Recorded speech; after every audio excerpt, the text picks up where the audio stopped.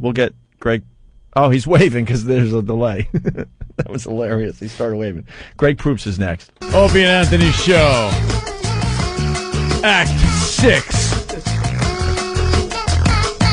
That's a crock of murder. Greg Proops is looking at us like, what? In studio, Greg Proops playing Caroline's all this weekend in New York City. Tonight, just a ton of shows. Call 212-757-4100 for reservations, all right?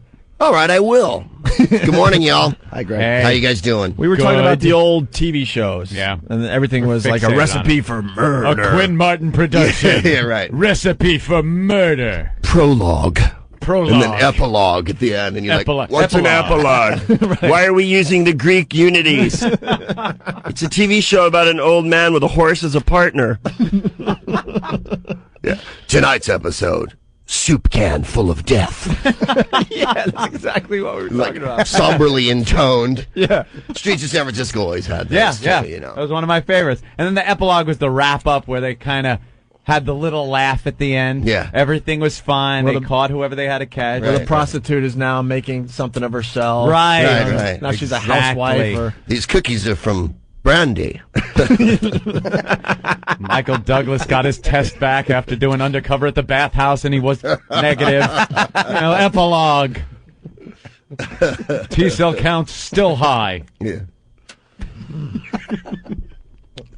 It's All fun. right, great to be here. I know. I was just thinking of something. We had Larry the Cable Guy in yesterday. Terrific. And now we're doing a national radio show now. They loved Larry the Cable Guy. And now everyone thinks we're in tune with each other, the truckers and the southerners. And I'm like, just wait till you hear Greg Proops tomorrow. Oh. The polar opposite of Larry the Cable Guy. I think Well- they're a little different politically. Which is fine. I don't, Politically, yeah, but I think comedically, golly, we're all there to make people happy. And is there any greater gift than laughter? Other than the striking of a small child for misbehaving? I don't think there's any greater gift than that. Larry and I are not working the same patch of ground, so there's very little likelihood that we're in competition with one another, and I wish him all the best. I understand he's extraordinarily good at his gig, and he's a tremendous marketer. I only wish I had that kind of business acumen. I couldn't sell anything. Yeah, no? Yeah, no, I couldn't sell ice to people on fire. So it's You don't have any products you sell? Nothing? no, I'm gonna have a CD later, but by the time I put it out, the material on it, like, hey, that Billy Carter, what a jerk, you know. Gosh, this Falklands War, when will that be over? So I really got to jump on Well, stuff. that's a what little sucks if you sooner. do topical humor. You can't really, get the No. CDs out there. No, you got to be immediate with that jazz. But I will though. Like I'm threatening to have a CD on my website. I know people like to buy stuff, and that's an important part of business. Yeah, you should But I'm just learning that. Most just comics are learning really- that basic tenet. Most comics are really lazy, though. Like, he seemed to be a go-getter. Oh, Larry the Cable totally. Guy. Like, he's pushing. He's always making calls to radio stations, really pushing I himself. do believe and he's products. a whore, is what he is. There you go. But comics usually pretty lazy. The lifestyle they lead, stay up late, sleep late. Try to anyway, Jimmy. Works for me. Yeah. What did Seinfeld say? He said when he was doing the show that they would have comedians come in. So that was Yeah. the difference between actors and comedians. When actors showed up for the audition, it was like the thing they'd been waiting for all week, and comedians always just act like you fucking ruin their day by getting up early. That's so true, man. My buddy always says, like I've been on, I'm sure you have too, you do a part on a sitcom or whatever, but like people go, so you're an actor, Greg? And I'm like, no, not really, because that would require me focusing for 30 whole minutes on something as opposed to thinking about what I want to say next and how I can be a smartass. Like, and the idea of like, hi, I am from France and I'm wearing a mustache and quick, get the bullets. No, it's not gonna, I don't think I could really handle that. No. You don't like if I it don't was like close to my character, I could do it. Do you like acting or no? I do because, but you know what? Because it's scary. It's scary. I mean, in sitcoms, I'm usually the snipey guy, surprisingly. Right, sure. Or some sort of snide gay guy that comes in. These are the parts I've played over and over, simply because I sound and look this way. That's 90% of acting, though. People think acting's like this difficult mountain journey or something, and actors make you think, we had to go to Fiji for 2 weeks and learn how to do kung fu. Hey, blow me. You ever have your boss drill up your butt like an armadillo for weeks at a time? That's acting, to pretend like you need to be where you need to be. Yeah. Anyone in the world would want to be an actor. They rub your legs, they give you donuts. Acting's cake, total cake, and anyone who makes it in that profession has to admit how lucky they are, because it is ridiculously easy. Anyone can act if you just stick them in front of them. I mean, not anyone, we've proved that, but Yeah. you know what I mean? Like, when I just can't believe it when actors go, it was really hard. I had to gain weight and grow my hair. And hey, dude, you ever have your mother come over to your house? You ever not be able to get it up for like weeks at a time? Now, that's acting. Honey, the vernal equinox, it's the moon or something. You know? Someone's going to call us out on something. We'll let him have his moment here. Rob, what's up? Hey, what's up, guys? Go ahead. Yeah, I think Greg is like a really funny guy. I like Whose Line Is Anyway, but you guys bash like improv comedy all the time. I'm surprised you have him on the show today. No, we bash not improv comedy, dude. Bad improv comedy. 99% of improv comedy stinks. It's the same So old you've seen gags. my show. No, if improv comedy is done well, it's unbelievable. It's like anything else, but you just see more bad improv comedy than you do I'm not good gonna. improv I'm not comedy. gonna lie. I wasn't a fan of Whose Line Is It Anyway? But I saw you at the Montreal Comedy Festival. I laughed my ass off. I mean, his stand-up is unbelievable. The improv stuff is just not my cup of tea. That's all. You're a chicken who works in a deli. Go. Like, what? No, I love that one. one. He loves I doing hate that the one, though. To be honest, it's been my weekend job for 14 years. Really? I've done improv since college, yeah, but mostly I consider myself a stand-up. I've been extremely fortunate to fall into that, and it just carried on way past the sell-by date that I ever thought I'd be. Yeah. And now, you know, hey, right on. It's been a whole career, so. People like it. You know who likes it? Families. And that's why you guys, because of your bitter, dark, cynical, horrible, shriveled, spaced-out souls that like some sort of piece of jetsam flying across the universe that's been exposed to solar winds and had all kind of humanity banged out of it by the radiation of the universe. Yeah, this is not a family show. All We right. hate family. Yeah, I know. We Dude, I'm hate down with you. family I don't humor. have kids either. But I just, it surprised me, but it's been families really like it because they can watch it together and you don't have to explain like, hey, how come this person's not screwing over this person for $1 million on the island? And mother, what's fellatio? You know, those questions never come up. Instead, it's why are 40-year-old men acting gay all the time with each other? Someone described the show once as a bunch of assholes playing charades, and I thought that was the funny. My favorite one was on an English website about improv. Why not prepare something funny? That was You want to hone that improv and I was like, yeah, you know, if given a chance, I would write something to. But you know, they don't give you a chance. So. Golly. So what do you not like about kids? You just don't like the kids? I like kids. I just don't have any kids. But there's this mandate in America that somehow you're supposed to breed if capable, and I don't get that. I'm happy. I'm married. We don't want kids, and that's the end of it, you know. And people go, but why? It's like, because I don't want to be like you. You know what it is? Yeah, it's the people. They end up. It's like sleeping next to the bean pod in Invasion of the Body Snatchers. They were like us. They didn't want kids, and then all of a sudden they have kids, and it's like it's the most wonderful thing. Here, you need kids too. Fall asleep next to the bean pod and wake up, and you'll have kids, and then you'll be spreading this around. What is it? Johnson & Johnson has a commercial out now. It's like after you have kids, everything changes. And they had a guy that used to, I guess, read Playboy or something, and now he's reading his children some Can you books. imagine? He has Like, to get I up in the don't middle of the want that. night when he used to drink at 7 in the morning. Golly. Yeah. It looks like a big inconvenience, and I cannot be inconvenienced. Exactly. I'm too selfish. I'm sure it's profound and wonderful. I have nothing against children. I couldn't eat a whole one. I'll split one with you. But, yeah. I can't stand the pressure. Like, you're not normal if you don't have kids. It's like, whatever. So, you know. I'm onto, hey, do what you want to do. Yeah, isn't it fun to be able to just pick up and go somewhere if you want to? Well, I've Not have found it to worry be about quite things. fun over the last 15 years, yeah. Just get up and go. You don't have to call a babysitter or drag some overgrown fetus and equipment with you. They all got the equipment. Somebody can't just, a guy that has a kid, who used to be a friend of yours, can't just come over the house anymore. It's not just like drop by, have a few beers, watch some TV, and have some laughs. All of a sudden, it's the SUV pulls up with just crates of crap that now goes all over the floor, and you need to put the baby in it and take the baby out. Now shove this in his mouth. Oh, he's crying. Put this in there. Grab this. Joe, it smells like shit. Change the diaper. Get this. And I want no part of it. And they always joke, hey, you want to change a diaper, Anthony? No. Don't even ask. It's not even funny anymore. Just stop it.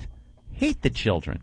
All right, I mean, like calm having down. them around the Man, house. it was just Guess a, we opened up a door to I know, your I psyche. mean, really it's did. just a casual question to Greg. Golly. Really did. Gee Let's whiz. relax, bro. Once they get a little older, What do you think and of you can divorce? actually I would be. call Yeah, them, right? oh no! And don't get me started on women. With all 4 limbs, I hate them. Right? We did the divorce thing yesterday Yeah, on the please. show. It got a little ugly in here yesterday I with the bet it divorce did. talk. Yeah, it usually does. We were just discussing how the guys get screwed in the divorce settlement. Oh, surely That's all. not. And how we were saying how Scott Peterson's, Lacey Peterson's mother was saying that, divorce is always an option, not murder. And I was saying divorce isn't always an option for a lot of people. It's too expensive. I'm not saying murder should be an option. But you I'm just saying. Thank goodness you put that caveat in there, Anthony. I think a lot of people out there were thinking, well, God, Anthony said divorce they isn't an would. option. Yeah, maybe I should go the other way. I got a bag full of broken glass. You know? Sometimes the old Scott Peterson fishing trip seems a little more of an option than divorce. Yeah, he had a great plan, didn't he? Christmas Eve. Don't worry about it. Everybody goes fishing on Christmas Eve. Of course. What do you mean? Aliens came. They abducted her. I've got excuses. Great alibi. Solid case. I didn't think You that might one want to through. think it out a little more. Well, he thought it out a little better than that other jerk off did Utah? in Utah. Oh, God. Look, you're right. Men do get screwed over. Woo! Wait, he wanted to go somewhere. Go ahead. No, okay. I don't have any hilarious. All right, it's not all all my about wife killing hilarity. humor is in my act. I don't want to break it out in Go case to anyone comes Caroline's down to if you wanna hear Caroline's. that, right? Exactly. Don't burn it all No, here. don't burn it up on the Opie and Didn't his Anthony show. lies actually get him busted? Like his plan was actually, from a criminal point of view, except for the hair in the boat. I mean, he executed it pretty well, except for the fact He he shot got her caught. in the head. But just the way he did it, and he covered up with the. Covered it up. He took a mattress cover and wrapped her up in it and threw No, her Scott away. in the Peterson. Oh, I thought you were talking about the buffoon in Utah. No, he was awful. Scott Peterson. I'm saying his own recorded conversations where things he said got him busted. But I mean, the crime itself, he did pretty. You think that was pretty good? Well, I mean, it was just if you're going to do that, that's the way you would do it. Dumping her body right where you went fishing? All right, I'm not saying there weren't flaws. I don't need to pick it apart. Just washes The up criminal like... genius of Jim Norton. Yeah, Jim, maybe you should, I don't know, stick to comedy and not murder. Oh my plans. gosh, I've spilled Dr. Pepper all over the crime scene. Well, I'll just leave. No one will notice. I just think that he did a good job with that as far as not getting busted until if his words, if he didn't have recorded conversations, or if he didn't tell Amber, like, yeah, my wife's gone 2 weeks before he killed her. Yeah, I'm in Paris and it's so beautiful here. What? Exactly. That's what did him in, not the The murder scene. hubris of the criminal mind. It reminds me of a Columbo. Yes. 2-hour Columbos. They could be wrapped up in 15 minutes, but you got to watch them. Those were good because the criminal was always from some insane high-class realm. They were always a composer or a conductor or a mystery writer. It was never a Joe Schlub dude who just wiped someone out with a hammer. Lieutenant, I can't believe you're here. I'm in the middle of finishing my symphony.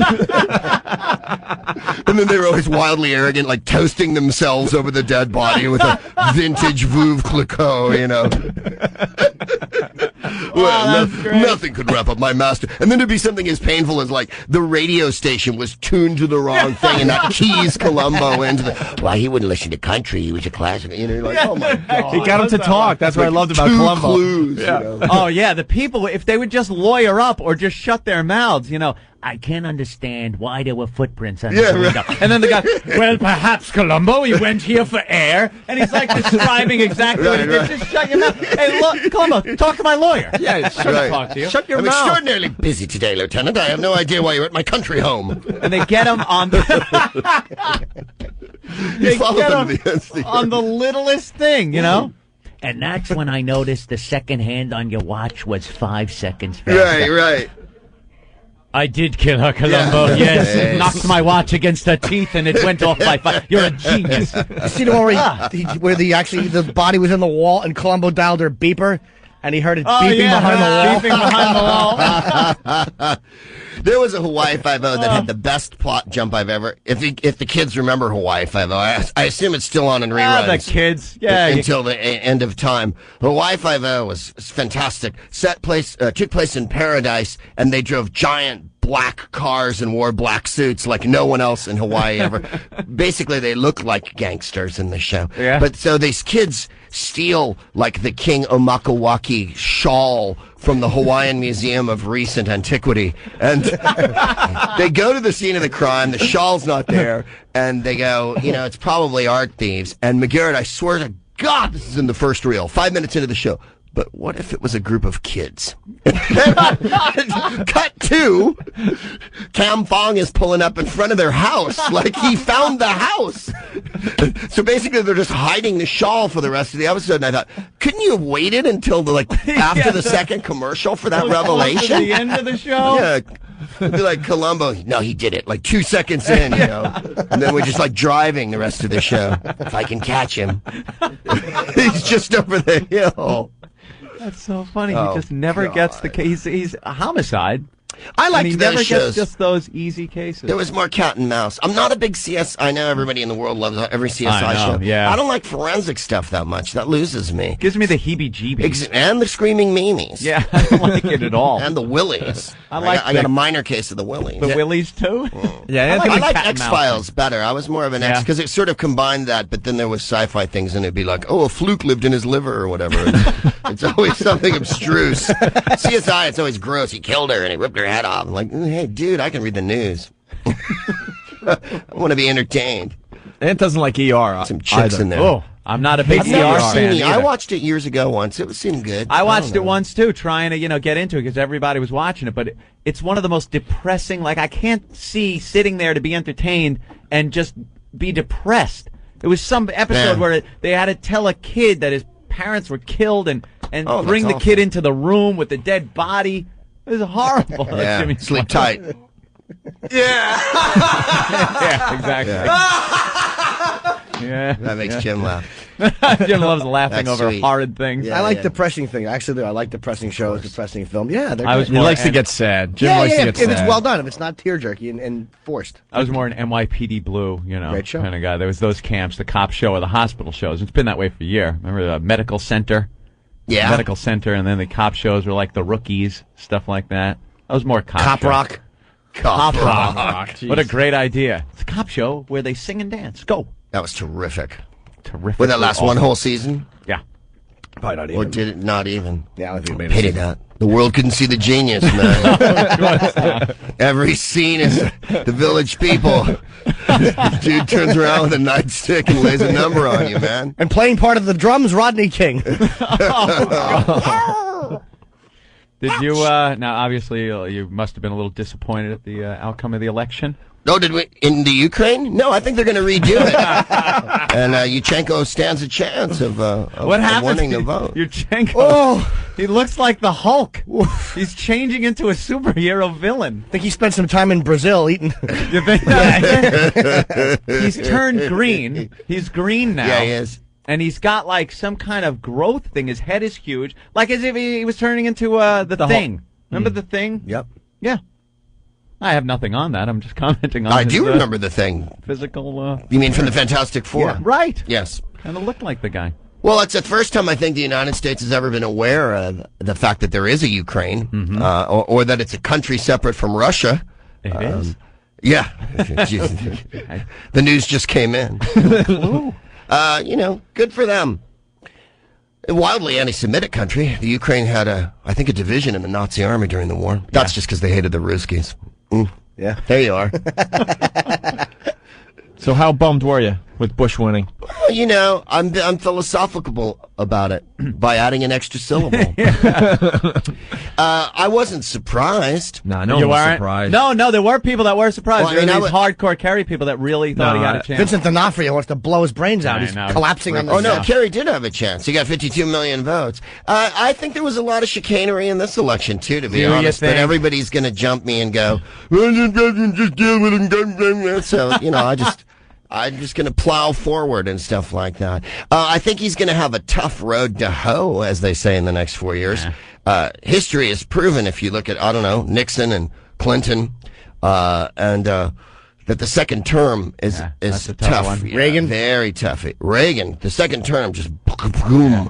People keep talking about Reagan. They keep saying he was the greatest president of all time, and a lot of stuff that bears no resemblance to reality or whatever happened in factual history, that he stopped communism. And the fact that 1/5 of the world is communist, I think, sort of belies the fact that stopping is a little strenuous. I think what they were talking about, though, it's a little, the Soviet Union being communist was a little more of a threat. I'd than accept some that, but South that's not what American. people say. You know how it is on the news and stuff. Yeah. People go, he stopped communism. It's like, not really. There go the billion people that are still communist. Still around. But in any case, yeah, his second term was brutal. Everybody thinks that he was just wildly popular, but the last 2 years... I think the third was term nothing is but even tougher on hearings. presidents, to tell you the truth. He never had higher than a 68% approval rating, I don't think, Reagan. I don't know where I'm yanking that statistic at, but he never had a very high approval rating. No, and although I think when he got reelected, it was a lot more of a, I don't know if it was a landslide because I think only 30% of the electorate voted in that election. Yeah. I think you saw a lot more, activity in this one. Frankly, I think everybody on every side has reason to be cheerful in that over 100 million people voted in this lazy-assed, apathetic, supposedly stupid country. People are motivated and actually do know what's going on, so I can't see it as the worst thing in the world. Do you think it was a bad choice, though, the Democrats putting Kerry in there? Yeah. I think what was a bad choice was not standing for something. I think the thing that Bush does that the Democrats never do is stand for what he stands for, and you can go fuck yourself if you don't like it.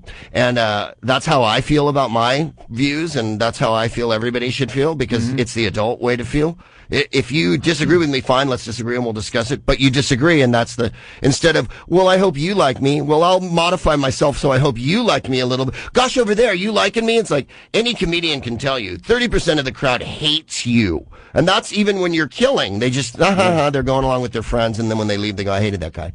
And you can't please all the people all the time. And I think the whole idea that they keep trying to reconstitute the party and go, they need to appeal to the young. They need to appeal to the Bible Belt. They need to stand for something, man. Yeah. That's if he'd gone, I'm against the war, and that's what I'm against, and I'm for this, instead of, well, we did this, but we should have done it like that. It's like, Yeah, very wishy-washy, Bush gives a simple message, man. He's going to kill sand monkeys, and Jesus is his pal, and guns are good, and God damn it, that resonates with people. That's his message, and that's what he stands for, and everybody knows it, and there's no quibbling. He's wishy-washy on immigration. That's the only thing. Like, there's no policy with the Latin vote. I hope I need some Mexicans, so by the way, everybody gets a free pass for 2 weeks. Yeah. Oh, no, he's not above, like, simple chicanery in politics every second of his life. I'm just saying that you know where he's coming from. We said that about Curry. Just say something. He just wouldn't say anything. He was an intelligent man, and that's a threat to a lot of people. This is, as you know, the country's kind of they like it simple. The idea that, this is what killed me, was Lynn Cheney, who is, I understand, Dick Cheney's wife. They were having a rally for Cheney, and who couldn't vote for him? He's affable and warm and lovable, and clearly possesses the leadership qualities to make this country great. Rubbing his hands together like Mr. Burns. It took him 20 minutes to stand up. If he doesn't resign in the first 2 years, I will lay you money on the Opie and Anthony show, the Jimmy Norton show, Opie, that he will resign. I mean, we've already had all the rats are leaving the ship. You've already seen this, and you knew this would happen, that Powell split and Tom Ridge. Ashcroft fantastically saying the object of securing the American people to security has been achieved. Thanks. Well, I'm sleeping well now, John. I'll be humming one of your hymns as I nod off. And I'm off. Yeah. He leaves. Job well done. Pats himself on the back. Oh, fantastic. Yeah. I've covered up the titties on all of the statues. Now we can all rest. The Al-Qaeda will no longer see aureola. So, Lynn Cheney, when the campaign was going, said, John Kerry's got a fancy haircut and a fancy manicure. Like being fancy was the crime against you. And like, Dick Cheney's a billionaire. I think fancy doesn't, it depends on what you perceive as fancy. Yeah. So that's where the dividing line is. The fact that John Kerry speaks French, is an intelligent person, and equivocates, basically didn't do him any favors. No. But again, I wouldn't say it was a landslide or a mandate. A landslide's when 80% of people think one thing, not 49% to 51 no, is it was not. Close. If I have 11 guys and 6 of them agree with me and I tell you that's a mandate, you might have something to say about that. Yeah. Although the American public did go for Clinton twice, and he was definitely brighter than Bush Sr. I agree. So sometimes they like a smart guy. I mean, who did he run? Who did he beat in the second election? I'm Dole. blanking. You know what he had though? Bob Clinton, Dole, yeah, Bob Clinton Dole. had it was charisma. You know, he had something. You got to appeal. Huge rock star. Great You got politician. to appeal to the people based on what they like. And you got to look at the majority of the American people. What do they like on television? What do they like Tough to crowd? read? What do they like to... No, sorry. No, they used to. not anymore. It's like you said, Part of the the problem- simple stuff, the stuff they can really sink their teeth into. They don't want to hear stuff that's going to confuse them. They don't want to hear intellectuals. They don't. They want something charismatic. They want an easy catchphrase. They want something simple, something they could all get behind, something that fits on a bumper sticker. Something, it's that kind of stuff, and that's going to win. I think Clinton messed things up, though, and Jim's right, because Clinton is probably the brightest president we've had since, I don't know, where you want to go back to, Carter or whatever. I mean, the guy is acute. I like how you go right back to a Democrat. No, I noticed Like, that. never go back. Nixon was a bright guy. In between. Intelligent Nixon too. was very bright, but Nixon proceeds. We can go back to Nixon. Nixon was very bright and cagey, obviously. Like Clinton, a lawyer. Yeah. But Clinton ruined it for everyone because he was all things to all people. And then the next Democratic candidate you bring up after him, you've just had Mick Jagger, the candidate. Right. And now you're bringing out Eddie Money. You know what I mean? Like, it ain't happening the second time around. Like, dude, no one had the all-encompassing cock that Clinton has. I mean, that guy was sexy to everybody across the board. And, Bob Dole is a perfectly fine candidate for president, quite frankly. Not that I would have voted for him, but he'd been in the Senate 1,000 years. He knew everything about government. You know what I mean? Like, He's a very honest guy. He's a very sincere guy. I mean, there's been worse qualified candidates. Horrible patty cakes player. Couldn't tell the difference between fake, concrete and real concrete. Hey, this is so soft and no one wants to see the 80-year-old man fall over. That's bad. That's bad. But like I say, I think he messed up the curve a little bit. It's going to be difficult to find someone with his kind of charisma. W's got a certain kind of charisma, but not that kind of charisma. It appeals to the middle of the country. Yeah, really does. You can argue a lot of elections. Kennedy may not have beaten Nixon at all, and if you want to go back to the 19th century, there's plenty of contested elections. So it's a tradition in our country to jerry-rig it. Yeah. I don't think it's good, but hey. It really does sound like the battle cry of the liberal Democrat, though. The whole, we didn't win, so it's fixed. And I'm sure you hear that. We didn't win, and it was fixed. But I can appreciate, also, like I say, at a certain point, I OD'd right before the election because I don't know about you guys, but I was up to my eyeballs in it, and living and breathing it, and now it's like, you know what, the world goes on. I got stuff to do, and I'll keep fighting my fight, and they do their thing. Yeah. It could be worse. All right, that's good. It could be worse. That's a nice How's that for campaign an optimistic slogan, too. viewpoint? It could be worse. I want to ask Greg about this too, because you understand how Hollywood works the same way I do, as far as the as far as the mentality out there. Yeah. Why is there no outcry about what happened to Van Gogh from the Hollywood elite over a filmmaker being killed over views?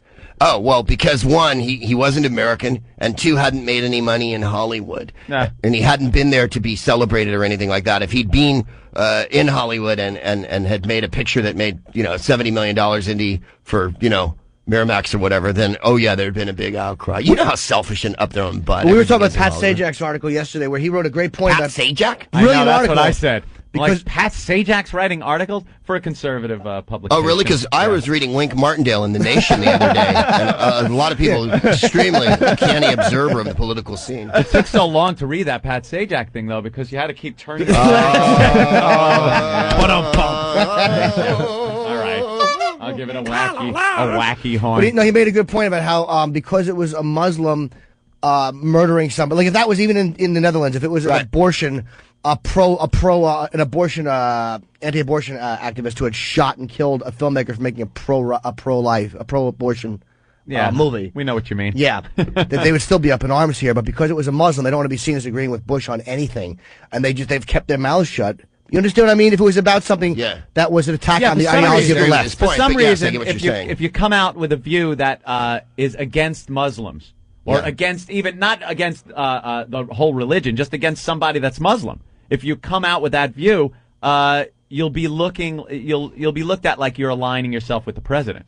and they so don't want to be aligned by. Well, that's to the also president. you have to remember Pat Sajak's a Hollywood guy, and he feels that pressure of being one of 18 conservatives painted into a corner in that town, and they get a little beleaguered sometime and make those really faulty analogies like that. Like Mel Gibson coming on TV and going, "If my son was dying, I wouldn't want stem cell." You're like, relax, you're rich. It's okay. Everything will be all right. Everything's going your way. You got your president. You're good. You know. Arnold Schwarzenegger is way more representative of what a conservative in Hollywood is like. In other words, hey, whatever you want. He didn't even go stump for Bush, but for like 2 days because he knows he has to stand for re-election in California. Too many pictures of him with his arm around Bush in California, and is like, okay, great for you. True. He's very popular, though, man. I like Schwarzenegger. Everybody seems to like him. He's pretty moderate. Yeah, that's what I mean. He's a Hollywood Republican. Do what you like. We're smoking pot. Hey, right on. As long as he could put "ator" at the end of everything he says. As long as he can and use I'll be back. I'm the idiotic governor. catchphrase. And the crowd, again, see, it's what I was saying before. The crowd there you are. love it. You're talking about Pat Sajak and Hollywood and how Hollywood won't do anything. And then during the Republican National Convention, it was Hollywood's pure evil and people's morals aren't for Hollywood. And yet they had Arnold Schwarzenegger speak as a keynote speaker at the Republican National Convention. A man who's been governor for less than 2 years and has no history as a politician whatsoever. Suddenly he's asked to speak there. Funnily enough, because of his Hollywood fame. Right. Of those morally uplifting movies like Predator and all those. Morally uplifting. Kindergarten Cop was good, though. Kindergarten Cop was superb. Who doesn't like the Star of the Schwarzenegger action I movies? love Greatest the actor. Love Predator. Get to the chopper. I love the Predator. Best action I star think that's ever. my favorite one of all of them. The Do you first love one. that one? Yeah. Which one? Predator, because he covered himself with mud, and the Predator couldn't see him. Oh, yeah. And our old governor would have never thought of that, man. Greg Davis would just be a glistening he'd be sitting there getting skull killed. on the trophy shelf, man. It just picked clean, you know what I mean? Spine right out, sure. Yeah. So, but I know what you're saying, and well, that's the. Yeah, what was that filmmaker's name? Van Gogh, right? Yeah. Which makes it easier for Americans because the only other famous Dutch person ever. I know. No, most people didn't even know about the story because they see they're Van related. Gogh and think He's it's a descendant was of Van Gogh, related. Yeah. Yeah, but they Thank think goodness it's like it wasn't Rutger Hauer. Rutger Hauer. Is he from the Netherlands? Jerome Crabbe. Wow. All right, we should take a break. All right. No. No? We'll get out of the politics thing. Okay. What the F is this? We're back with the Opie and Anthony Show. The O&A virus spreading across America thanks to XM Satellite Radio. Dance music. We love the satellite radio, Greg. It's Greg Proops in the studio. Hello. Playing Caroline's all this weekend here in New York City. For tickets, 212-757-4100. The instant feedback has exploded. Oh, yeah. Greg is getting the people to react. I told you, I said yesterday that the show was going to be a lot different than yesterday. Mm-hmm. Larry the Cable Guy getting props, I have to say, because the Southerners and the truckers loving Larry the Cable Guy. I love the Southerners too, baby. And, well... People think all kinds of weird things about me. Like I walk into rooms. I played Houston this year, North Carolina, Atlanta. Yeah. And I murder. It's all good. I was at the Montreal Comedy Festival. I guess that's 2 summers ago now. He freaking killed. Sure. Love your humor. People think the country is divided into red and blue, and that's all nonsense. There's pockets of insanity everywhere. There's a guy writing on the instant feedback. Carter was intelligent. You could hear a banjo every time he opened his mouth. Get it? Wow! That's funny. And then Tom from North Because I could hear a Carolina. stapler during that email. Another thing Kerry had going for him was his run as Lurch on the Addams Wait a Family. minute. You're saying that Carrie looked weird? Like a giant head from Easter Island, perhaps? That he posed for the 5? Let me get this straight. He debated Douglas? You're saying Carrie had a thing. And people are begging that we get some truckers on the show I just to adore balance truckers. this out. So, well, we can move How on. would a trucker balance me out? That's what I'd like That's to what know. they're saying. I don't know. Political. me tell you, won't you leave the goddamn country if you don't like it? Yeah, I love that viewpoint. Yeah. Because all my tax money's here. Yeah, 'cause I paid in advance to stay.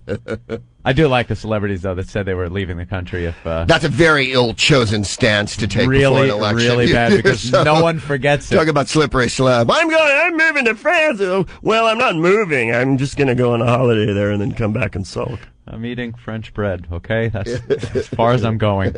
Let's talk tabloids. Alrighty. Let's move on. Oh! Well, Greg said he's got... Celebrities. I was looking through the Daily News here, which is a It's a fine newspaper. All ads. Oh, newspaper? Newspaper? Is that what it is? It's nice. Can I tell you something? Yeah, buddy. We consider ourselves intelligent on this radio show, but look this around the radio room. show. We got the Daily News, we got the New York Post, and look what paper hasn't been opened yet today. Tuesday. No one's going to the New York Times. The New York Times. Oh, We yeah. get You, it- you can't believe anything that's in the New York The Times. Times remains folded every day. Every on this day. desk. All No the one news ever that's looks fit at. to print, a guy told us that you don't know, but never mind, we'll verify it later. And We That's use a the good New York paper, though. Times to Enjoy cover that up. read. Good. We use the New York Times to cover up the windows when we get girls in here. sure, there you are. And that infrequent occurrence is only what, like every time there's a solar eclipse or something? Yeah. Well, we got girls tomorrow. Oh, hooray. Who do you have tomorrow? Two porn stars, and we're going to do cherry darts. Cherry darts? Yeah, we have this nice, intelligent conversation going on today, whether you agree or disagree. And then tomorrow we got guys throwing cherry darts at naked girls' buttholes. They How better come I get- missed that day? How come I get intelligent conversation? I know. Who says I don't want some cherry darts in my life? I threw an almond roca at Jenna Jameson once, man. I got How it all. about this?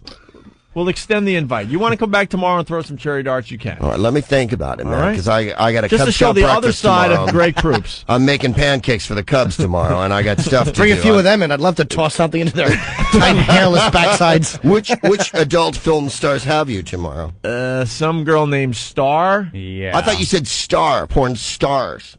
Yeah, I know. I said some girl named Star, and I'm Yeah. trying to remember. Yeah, but they're not Yeah, but quite ought Greg's you- pointing ought out you that they're to have not heard famous. of them. No, her shouldn't- name is Star. Shouldn't their legend precede We them? would rather And then, not have the stars. We would rather have the girls that are actually going to do some really nasty we like a stuff. little skank in our women. I see what you're saying. May Yeah. Little skank. Sure.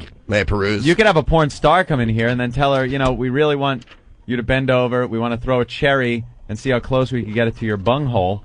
And we want listeners to do it to win prizes. And then they'll say no. And you're like, but you're a porn star. Can we say bunghole? It's difficult to tell what this woman is. Her name? That's Candy. Oh, that's Candy. Yeah, Candy. They always have those names. They're always named Fluffy and Pinky and Candy and stuff like that. Notice no porn stars named Gertrude or Bertha anymore. Not a lot of you know? Ethels. Right, not right. Hey, Ethel. You can, No Miriam's down there. yeah, you can't tell what she looks like because she's completely upside down. Hey, do you know Terry Weigel, who she is? Yeah, I remember Terry Weigel. She blew me on. I was on an internet radio show, and with actually Chauncey Hayden, and she said she'd give us Hummers, and she did it for like a second. Her husband was there. I was packing like one. I couldn't even get the rubber down. I rolled it down once, and I couldn't. But she blew me for a minute. So that was a porn. Did Chauncey blow you too? No, he didn't. Fucking asshole. Okay, I shouldn't have mentioned Can't his name. stand that guy. I'm just saying that was the show I Ugh. did, and she blew me. What a tool. Yeah. That doesn't take away from. Oh, my look Hummer. at that. It totally took away from your Hummer story. No. And took the comedy out of the room. Candy is 19 years old and only been in porn for 3 months. Where do you find these girls, Oh, Steve? stop it. That can't be This is the true. guy that finds all our porn, Greg. Don't get too close to his hat. You'll scorch yourself. Every day he has to have some kind of flaming wear on. It's a look. Today it's the hat. Yesterday, do you have the boots on today? No, the boots are getting stretched, so they don't give me... I thought you were so getting they're more so- fluid put into him. Oh, See, it's like a lighter. yeah, I know. I got that one. Butane, I should have said. You have to endear yourself to the guys, to the directors who know these girls, and a lot of the girls are fresh-faced 18, 19-year-old girls, and that's where the 19-year-old Candy came from. So she was in high school. She gets out and then decides porno. Yeah. Been in it for 3 months. Mm-hmm. Very nice. A trucker that does like Greg. I knew they were out there. Johnny, Of what's course up? they are. Hey, bud, I absolutely love you, Greg. I saw you on Whose Line Is It Anyway? Thanks, brother. And I absolutely love you on there, and I just want to redeem the truckers. Thank God you guys actually have some intelligent conversation, intelligent guests, because you know what? I couldn't stand Larry the Cable Guy yesterday. He would just set me up with his fucking jokes, and then you guys just knock him the fuck down. As soon as I hear Wow. I liked Larry, We too. enjoyed Larry. That's what I like about the show. Every Thank day you, it's a little John. different. Every day is a little different, and tomorrow it's a bagatelle of cherry darts. That's it. Come one, come all. Cold Hearted, the trucker. One more here. Let's go. Hey, what's going on, guys? Hey. Hey, I think you guys ought to use Greg as a substitute if Jimmy calls in sick or he has to go on tour, because he's a funny bastard. Yeah, Greg is very funny. I never call in sick, and I never go on tour for that one reason. Believe me, I know they're going to put some other comic in here, and then Ope's going to be like, take a couple days, relax. Guy's pretty funny. I Yeah, was I gonna know. say, man, Just to break it up a little bit, you know. you can never take a day off, man. No. That's the old Hollywood creed. Look, you're doing a terrific job. Go to Hawaii for a week. I Relax. got a quick, stupid question for Greg. Yes, sir. That movie, Little Nicky, The guy with the glasses that they were giving a hard time, that wasn't you. No, that wasn't me. Was that Andy Dick who was in Little Nicky? I don't remember. No, I didn't see Little Nicky. I would have remembered, though, because I'd be getting the checks from the DVD, so it wasn't me, brother. But thanks for thinking of me. And people confuse you with Andy Dick? No, never. Oh, I was just guessing who wears glasses that was in the movie, man. Jerry in Jersey, what's up? Hey, how's it going, fellas? Hey. Good morning, sweetie. Hi, Angel Face. I was just actually two quick questions. I was wondering what you're doing on a radio show since you starred in Star Wars Episode 1, The Phantom Menace. What I'm doing on a radio show because of that? Well, I like to visit the regular people once in a while. I like to walk amongst the dirty, scruffy workaday, blue-collar guys. I lay my hands on the afflicted, and they're cured. All right. But Star Wars was good fun. Believe me. You were in that? I was in I think what I would consider everyone's favorite episode, that would be The Phantom Menace, possibly the finest motion picture ever made. Apparently some of the plot was destroyed on its way to the theater in a horrible accident, so that was a little confusing. I was a pod race announcer in that one. Cool. I don't care what galaxy you're from, that's gotta hurt. That was my voice. Really? Oh, that was you. Yeah. I didn't know. They CGI'd our heads out, but we did wear we shot on the day, and we wore giant prosthetic heads that they made for us at Leavesden outside of London, and it was me and another comic named Scott Capurro, who's from San Francisco, and we were the voices of the pod race announcers. That is probably we were both working in coolest Scotland thing at the ever. time, and they cast it over there because they shoot overseas. You've just been brought up 20 levels. Yeah. Well, there you are. I was also in The Nightmare Before Christmas. I'm several voices in that. I get a good voice work every once in a while. Yeah. Yeah. How was George Lucas? Very relaxed. You should be so relaxed with $200 million on the line. Really? Yeah, he walked in. He went, "That was great. You want to shoot it again?" Okay, George. That was it. Yeah. Okay, George. Yeah. There was like 100 people standing around, a blue screen. Nothing was shot like a movie. It wasn't like, I wasn't. It's all blue Did you get screen. to call him? I wasn't holding walks Alicia around with Cuthbert in blue my screen arms behind or him. whatever. You get to call him George, too? Yeah. All casual? Hey, man, he's from the Bay Area. We're all from the Bay Area. It's, it's that, hey, how Something you to doing? talk about. It's a liberal, Is that how you got the gig? liberal fascism. No, I'll tell you how I got the gig. I have an American accent, and they were looking for American accents in England. Oh, wow. And Really? me and the other guy are comedians, and we made up stuff. And we were able to both do sports announcers and go, he's got the funk in his trunk, he's got the skills to put, that. Wow. Nonsense. Looks like chicken, tastes like chicken, booyah. And you couldn't have and I think they wanted American voices for that's my guess. Yeah. Because it was a pod race, and it's like a car race. Oh, you don't got to tell me. You want people I know. so that it's not, John Gielgud announcing the car race. And Did they have dialogue for you? Great deal of excitement as they go around the far turn here. He plays it square. Did they what? Have dialogue for you, or did you improv it? Well, they would get mad if we said there was creative latitude. Okay. So we were allowed Creative latitude, we were yeah. allowed to do some stuff. But yes, there was dialogue. Obviously, they had written all the names of the characters and all that, and it was fun. It was only one day's work. What I do have is the Polar Fleece. This is for the geeks out there. I say geeks. I hate that word, but this is for the devotees out there, for the faithful. Star Wars. Polar Fleece that says Episode 1. And if Star Wars fans will know what that means. It didn't have a name. It wasn't called The Phantom Menace until right before it got released. And as you know, the chronology is goofy. Whatever the first Star Wars is actually number 4. So carrying on backwards, I was in the first one, even though it's not.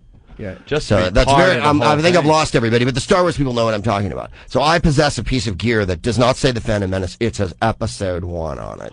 And I think if you went on eBay, which I would never do, it's in my closet. But so that's an exciting piece of Star Wars trivia. Put it up and see what they bid. I get the Star Wars thing gets more.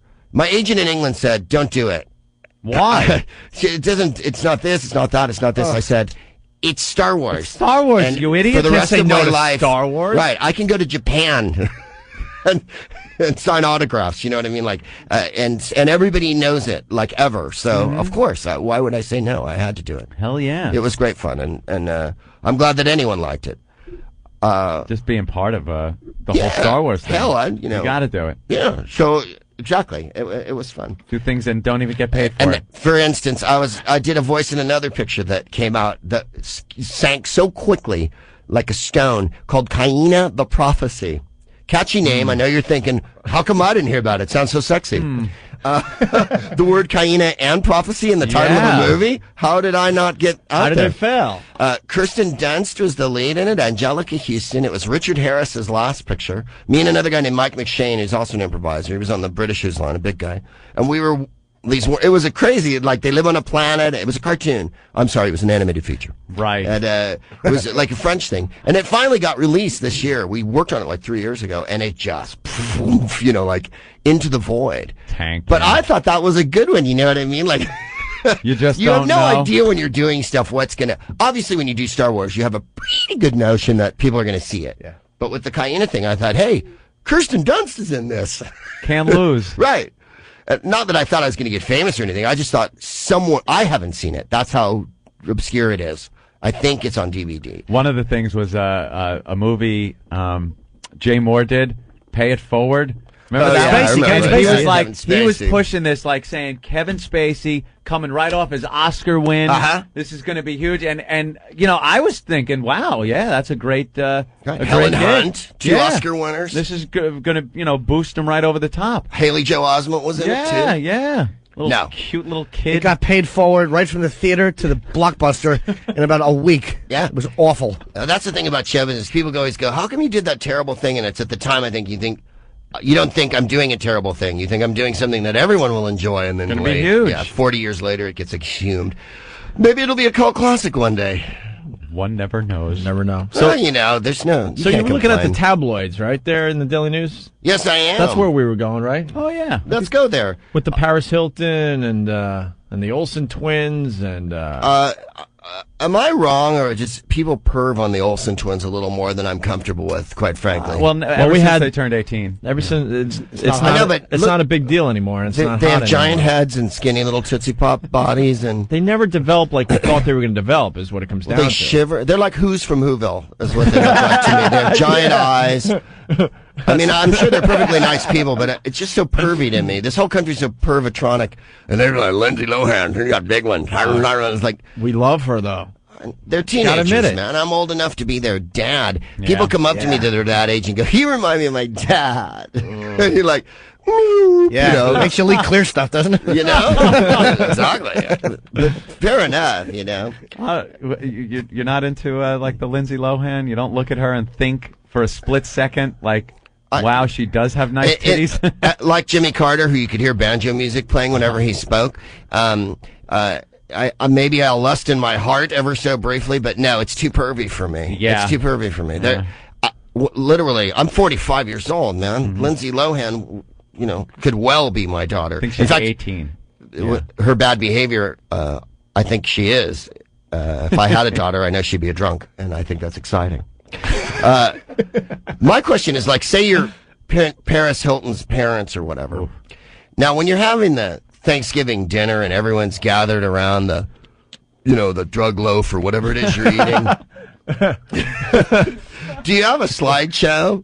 Do you like show home movies or whatever and go, this is her first, not that one. And then, she's so orange and so white-haired. And that seems to be this look that all girls have now, like the Christina Aguilera, Britney Spears, Paris Hilton, Orange. Jessica Simpson. With Jessica blonde hair. Simpson. They're like the Eloy that lived on Earth that the Morlocks drove underground to Right. eat in the time machine. only They see had them that with the time white machine. hair and the orange skin. There's a Star Trek episode too with Call or whatever, and they drive the white hair. Vol, that was it. And Vol they puts the fruit on the tree. exactly with Yeah. Skippy. And they Kirk punch him in the face. That's what these people are. They're like the cattle of now, and they are going to be driven into a machine so that we can survive on them in the future. But someone like Paris Hilton is absolutely necessary in society. What would we do if she didn't exist? Who would we pin our hopes and dreams on? She appears to have no talent whatsoever Right. or any reason to exist. Nothing. She's wealthy and she's ephemeral. She's like an anemone in the sea. She's beautiful and yet doesn't really produce that much altogether. And now we know that she slept with Colin Farrell. This was duly reported a couple of days ago, like on TV and in the paper. She slept with Colin Farrell, everybody. So I took out my checklist. And checked off Colin right, Farrell. like, okay, we're mowing through there's only 3.8 billion people left on Earth, but that gives you a purpose, or gives her a purpose. Now you just have the checklist, and now it gives you something to do every time she does something. She's had 2 TV series. We're talking about Hollywood. That'll point out to you what's going on in Hollywood. People think that show business is a meritocracy, and they say, that guy's really good. How come he doesn't have a show? Or that actress is really good. How come she's not in more movies? Because they're not interested in good. Good is the most irrelevant thing in the history of mankind. You get Paris Hilton on TV. If Paris Hilton makes money, Paris Hilton's on TV. If monkeys banging on a stick were what was popular, that's what would be at Caroline's this week. They would not have comics ever. And they'd have a show on the WB. Oh, dude, they do. It's called Monkeys with Sticks. Check. How many series have you had, Jim? What? How many TV series have you had? Never even been on a sitcom. See? Never. Now, I would love to tune in and see Jimmy. You wouldn't. On something. My lack of acting ability would really spoil it. I'm a good guy to walk in. I'm like, you know what I mean? Like you were on Ed once. Oh yeah, I actually forgot. I did. There you are. Third See, you were episode on of Ed. one. Yeah, I did. I totally forgot about that. You said it. Did a good job with that. Thank you. Yeah, it was fun. But no, I'm not. What was your line? I was in the whole episode. It was me and 2 other friends were suing a guy who was actually played Dennis Menace's father in the movie. That's the guy who we were suing, and Ed was the lawyer defending us. We were childhood friends suing the guy for getting rich. Sweet. And I was terrific.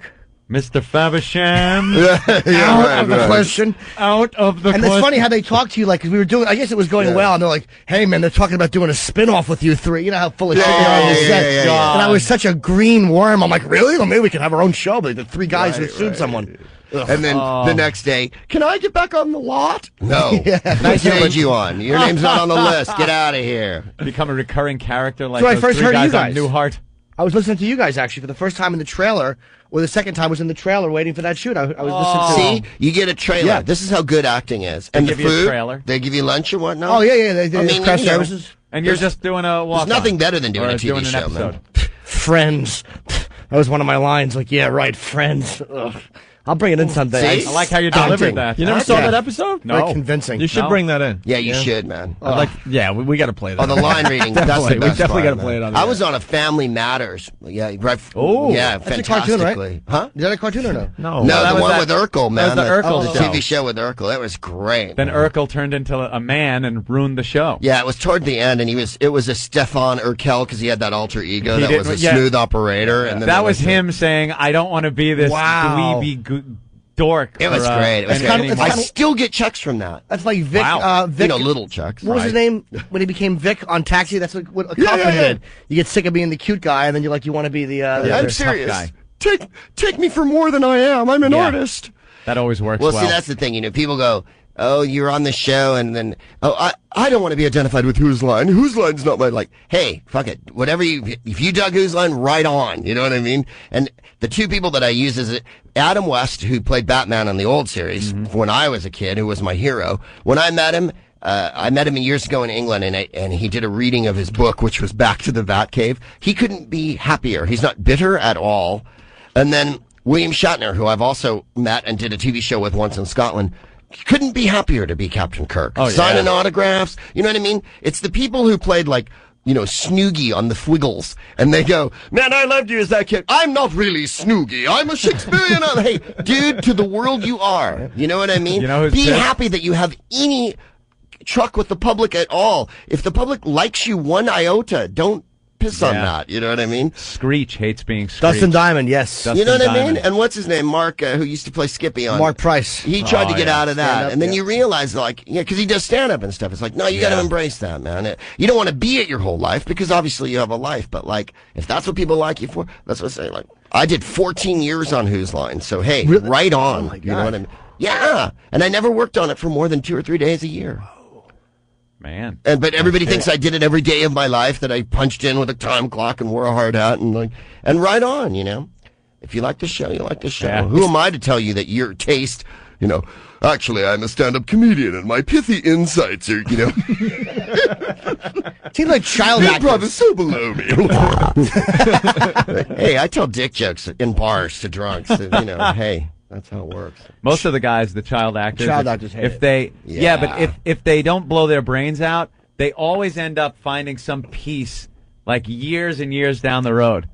You know, they never get to it right away. It's usually just this horrible, true Hollywood story, and then, years later they're like, well, I'm glad I was Skippy, or, whatever other. That's why Jodie Foster's amazing. Jodie Foster made the transition from, childhood to adulthood. Some of them can do it. She said the most interesting thing, I thought, because Hollywood is such a cosseted place where everybody's kept from the reality, and, people who you wouldn't even believe, I won't say, but have assistants. You'll call someone who you thought was your friend, and they have an assistant, and you go, well, I don't want to deal with your assistant because I was going to ask you if you wanted to go, But she said, Jodie Foster said, I go deliver I go to the post office.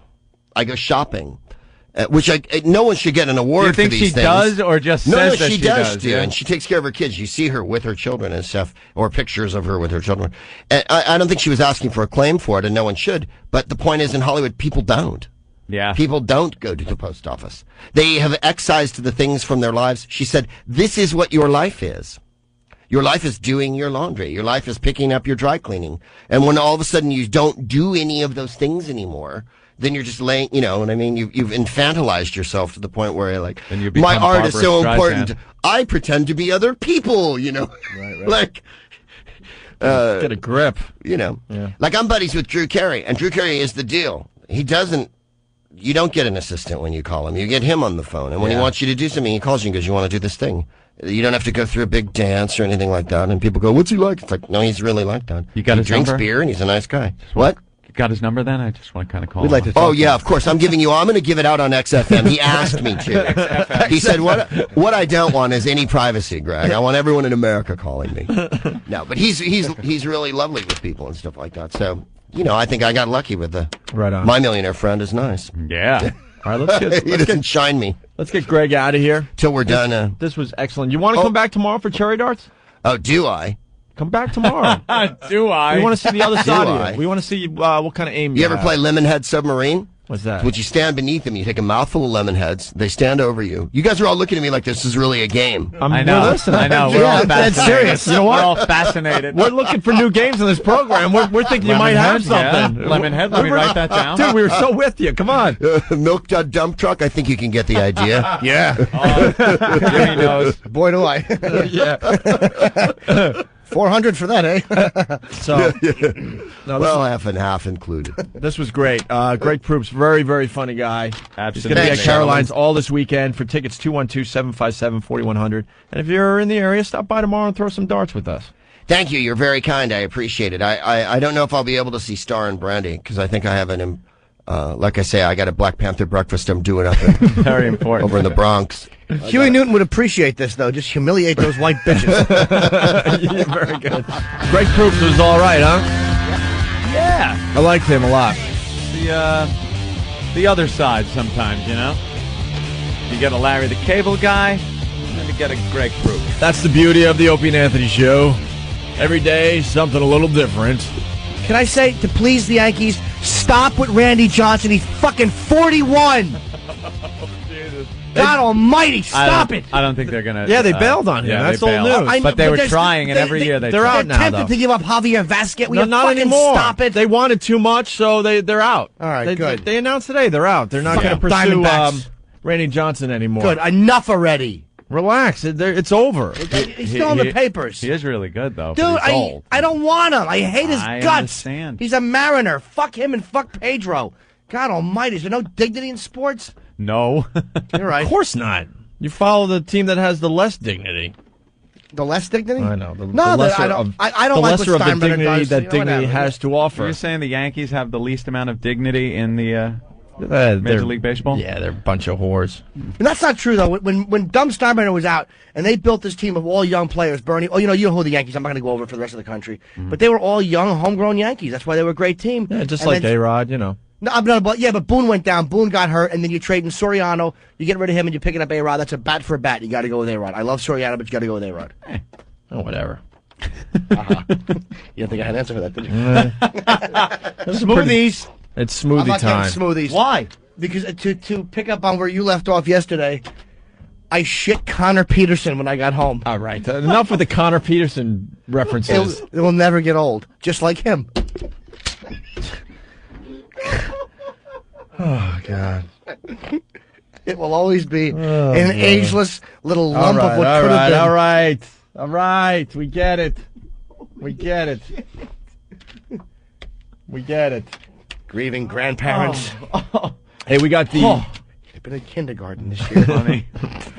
Greg Proops in studio, playing Carolines all weekend, starting tonight through Sunday. Wow. Good morning. How many sets you doing? You got 750 and wow. The St. Patrick's Day fracas. Hi. Yeah. Oh, you're playing to that crowd. Good luck. Nah, it should be all right. Well, you're in the middle of Times Square. It's a little more tame down My understanding is it's the crossroads of the world. We were joking about that earlier. We were talking about that and how...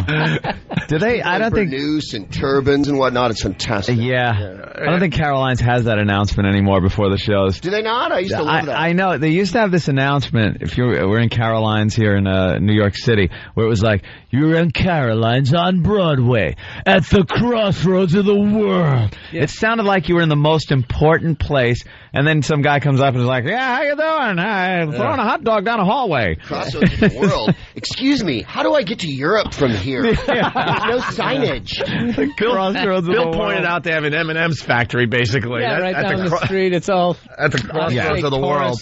Flip-flops and tank Friday, hooligans. The crossroads of the world really have some guy spray painting planets and unicorns on the street. All nations are represented. Yeah. That's what makes it the crossroads of the world. You got the naked cowboy over there. Oh, yeah. Cowboy? Great. Picture a statue of George M. Cohn. It's nice. Great stuff. That's why I like Las Vegas, because they have like all the different cities. It's like white trash Europe. Like, I don't need to go over there and go to all of them. I'll go to the New York casino. I've been to Italy. I went to the Venice. Hey, you're making fun of Anthony now. Anthony does this down in Disney. Oh, that's when I go down to Disney World and go to Epcot.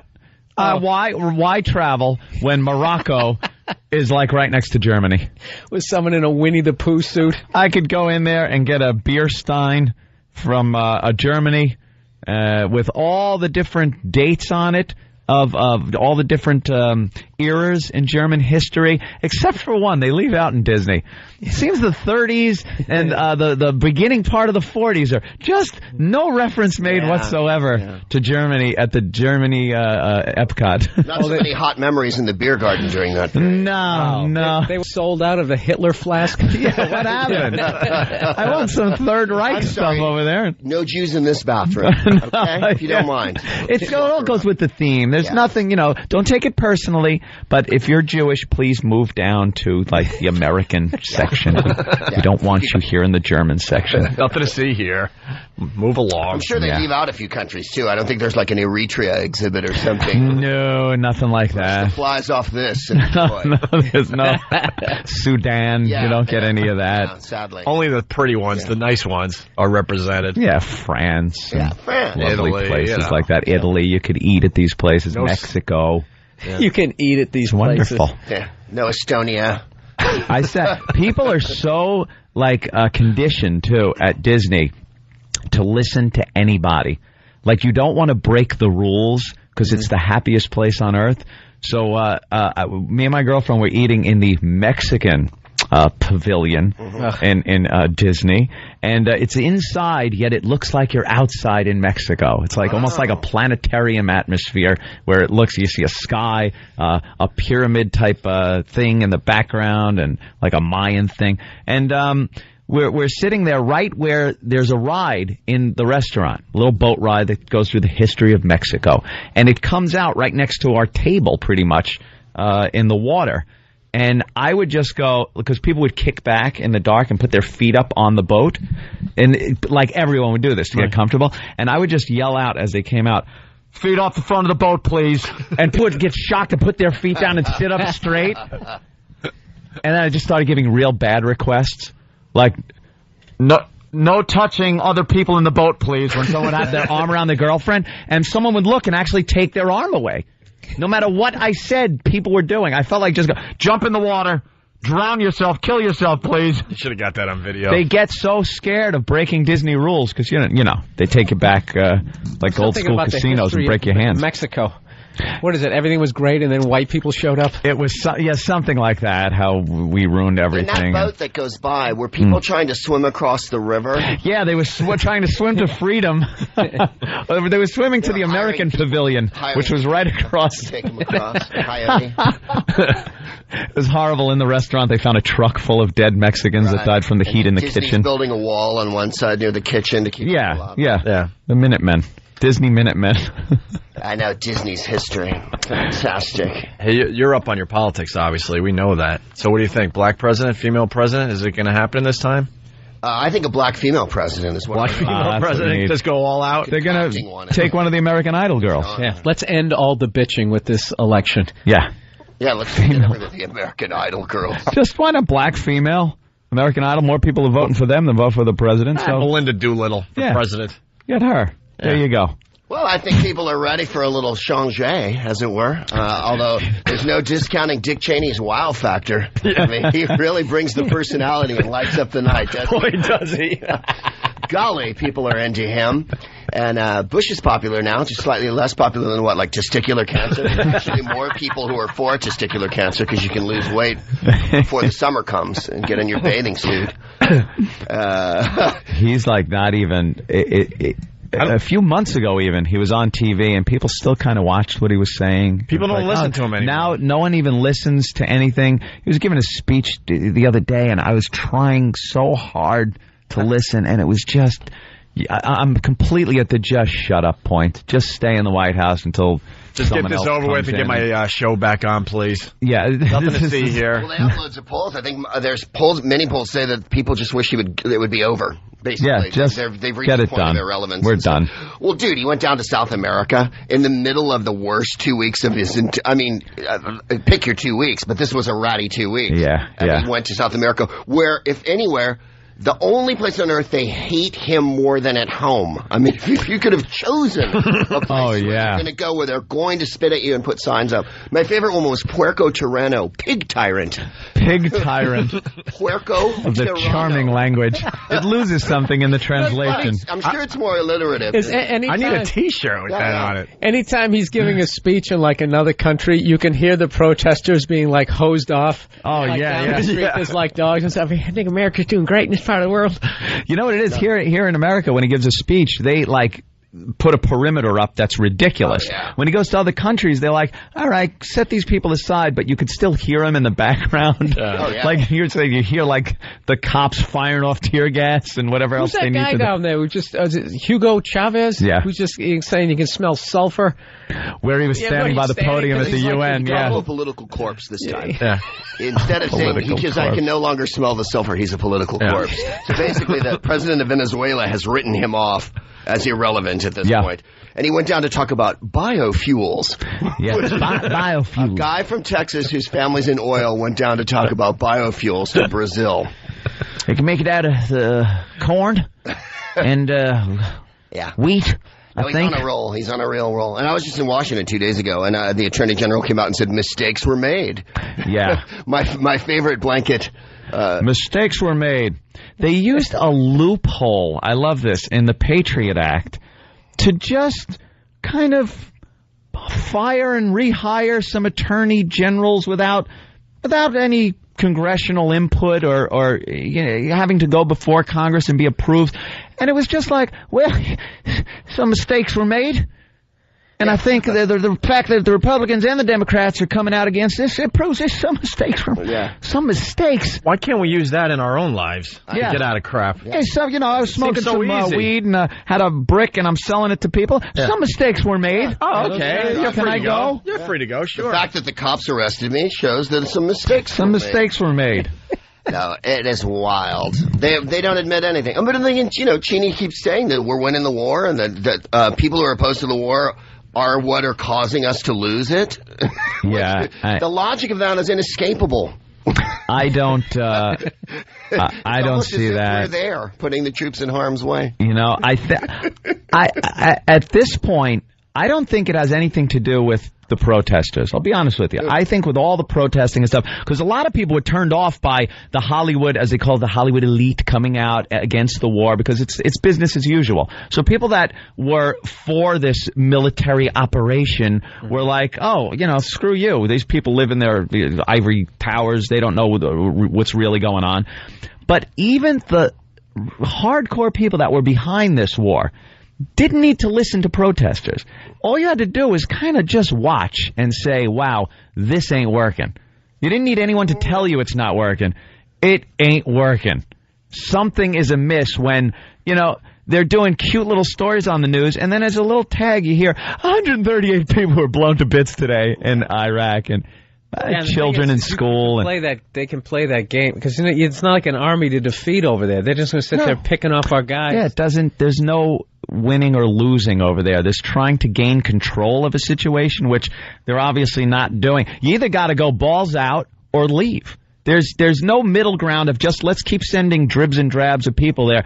You need to occupy a country by sending in so many troops that you could have them everywhere so no one could put together a goddamn transistor radio wire without you knowing that they're doing something.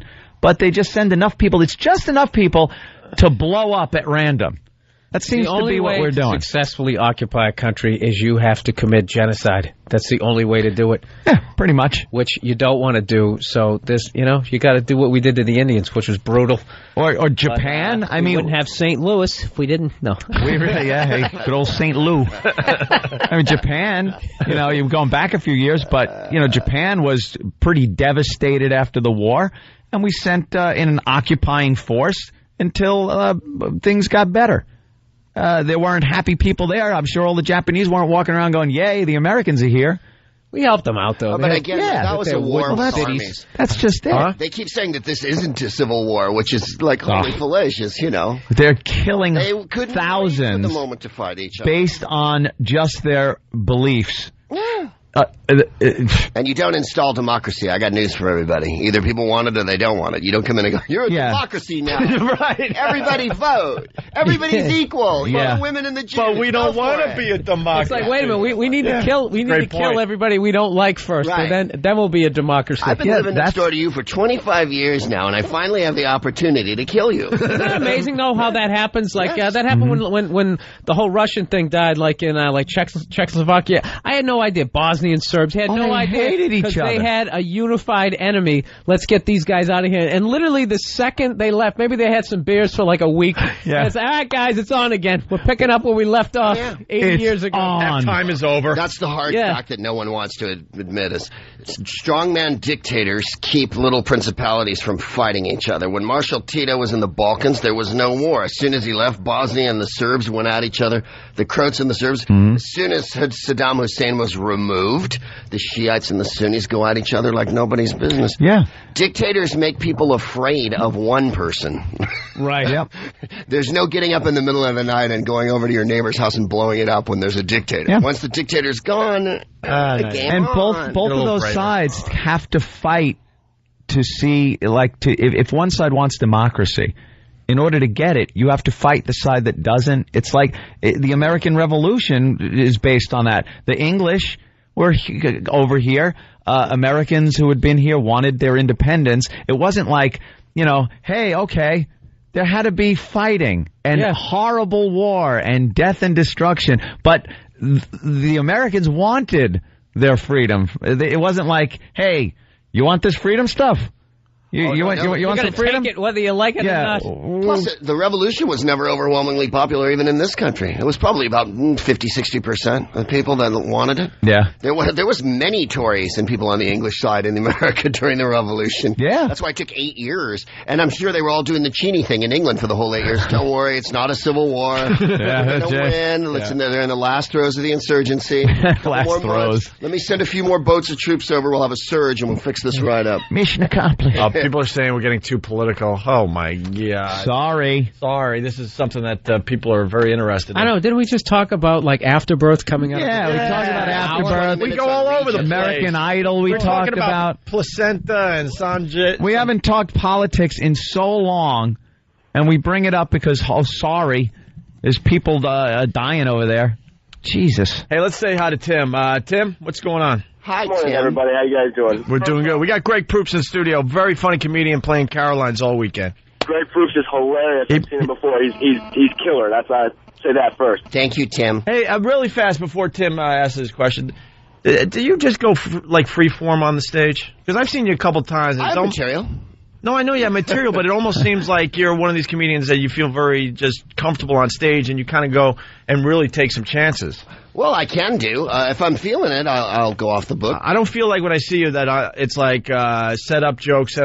You're kind of going free form and just really getting into some really good discussions. In other words, you feel that my act is disorganized. Honestly, and joking. And you're lazy and you don't write. Yeah. Well, if you would write it down on paper, Greg, like you remember it from show to show. Honestly, like you weren't even prepared. Yeah. It's up there just stammering. Up there and you pulled something out of the box, and I don't know what was going on. I'll tell you, from where I sit, it's very refreshing because there are comedians that go to Caroline's. I go there a lot, and I'll see some people year after year, and it's like, oh my God, it is almost exactly the same set from last year. Yeah, no, I goof around and I try to mix stuff up, and even the stuff that I know that I do a million times, I try to redo it. And I'm sure we all do. And you try to make it in. You're like Sting. You do a new version of like a reggae version on a loop. I have all my hair, and I have some talent. Yeah, and you're not going to pick up a lute anytime soon. A lute. Hey, Tim. Tim's an Iraq vet there. Tim, what's going on? Good morning, guys. Yeah, I'm a Marine Iraq vet, and just to say that, like, I agree with Anthony's comments that we need to go, I guess, balls out, if I could say that. Yeah. I think the biggest problem, we need to double the deployment time and at least double the troop strength over there in order to win this. That's the problem, is that we're too scared to keep people there for too long because everybody, they're doing the year deployments with the Army. World War II, you were there for deployment, duration. You got the war done because you wanted to come home. Yeah, by the time you get there, you get used to fighting. It's, hey, get ready to pack down. We're going home. The next unit's coming. And you're lucky enough to go back home, by the way. It's one thing or the other. We have to. We either have to be an occupying force with like martial law and the whole deal, or just get out and let them fight it out and see what happens afterwards. Maybe get another dictator in there to rule with an iron fist. But this strategy isn't working. Well, there was no coherent strategy, I think, was the problem. In the first Gulf War, there was overwhelming force. They had over 500,000 guys there, a billion countries, everyone unified. We were in and out. It took 6 months, and boom. Yeah. It's like an old Tyson fight. Yeah. And for second one round, just bam. I'm up. Oh, you're dead. Another thing, though, you guys should know as well as anybody about how the media likes to portray something the way they want it to seem. Mm-hmm. Like, when I was there, I was only there back in 2005, and the thing is, a lot of the people really, really do like us there. I didn't come across many civilians that didn't like us. I mean, kids, men, women, children, everybody would come up to us and hug us and kiss us and thank us. And it was more people from, like, other countries, like, Yemen and Saudi. That's where a lot of these, insurgents are coming from. It's not just Iraqis. It's a lot of radical Muslims that just don't like us, and that's the battleground is Iraq. A lot of the people really do want freedom and really do support us and love having us there. Yeah, it seems like Iraq has turned into... Puts out the way they want it to sell papers, the way they want to sell the news. They make it seem like everybody hates us there. Yeah. I mean, I'm still 100% behind the war, and, I mean, it's just the media is the biggest problem with this entire war, and the politicians trying to control the war. Iraq's like Woodstock. This is the war we want from. We want this result. Do what you need to do to get it done instead of them nitpicking. That was the problem with Vietnam, and unfortunately we're repeating that because there's too many media and politicians playing a part in trying to control a war that generals who spent 30 years of their lives in the military should control a war. Yeah, every general that retires or, forced retirement or is removed or something that happens or he just leaves always comes out and says, boy, they aren't listening to the generals. Mm-hmm. And they're the people that, maybe you should be listening to. It's so political, and once a war gets political like that, it's over. Oh. All right. Was it always like that? Thanks, Tim. Have a good morning, guys. I'm Not during the big one. All right. I'm saying, yeah. The generals used to go in and go, Mr. President, go F yourself. This is what needs to be done. More importantly, kick your wheelchair over. Christine from Jersey wants to know, about your hair there, Greg Proops. She loves your hair. Who does your hair? I do my hair, but I have a small midget that I carry around in my suitcase with me, Otto of Secaucus. Just in case. Just a small Polish boy, and he climbs on top of my head, and we love the midget. Shellac. We love the midget. Big fans of the midget on the show. Different variety of products, a little spiker, little spray. It's not as high as it was, but I'm going for some vertical clearance this week. Some height, yeah. A little Jimmy Neutron action. A little bit. I think of Johnny Depp and Crybaby. Yeah.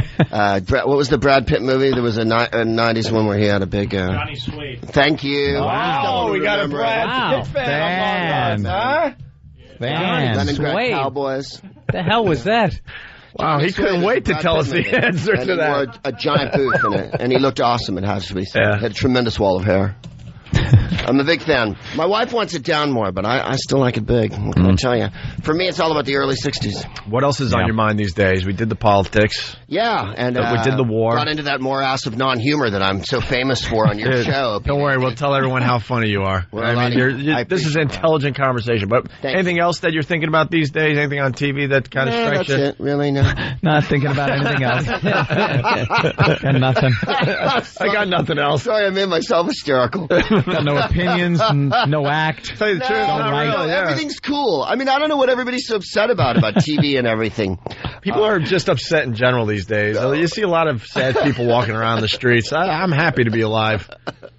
Sorry. That's like the worst attitude a comedian could possibly have in the history of comedy. Hey, everything's cool. What's going on with you guys? Hey, you ever notice when things are great, candy tastes so good? Yeah, it's no problem. Enjoying your food down there? All right, me too. Anyways. I don't find anything ridiculous. No, nothing's funny. Nothing is absurd. I love Tyra Banks because, and this is what we were talking about. Can't get enough of Tyra. I can't get enough. Black History Month was about her wearing a bikini. We did a whole thing. I mean, that's fantastic.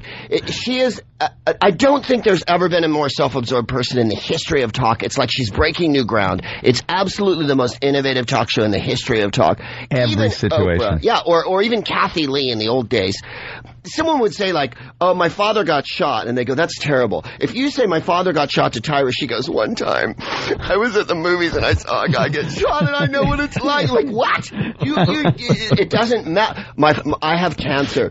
One time I felt really bad and I sat on a Snickers bar and it felt like cancer. And you're like, what? They sold an autograph. Black History Month is you wearing a bikini? And she was crying and she thought this opened up doors for other, whores out there? I mean, she's practically Harriet Tubman. Yeah. She really is. Just like her. She's Sojourner Truth, man. At one point, they Dr. sold King. an autographed poster of me at a charity for cancer. Yeah.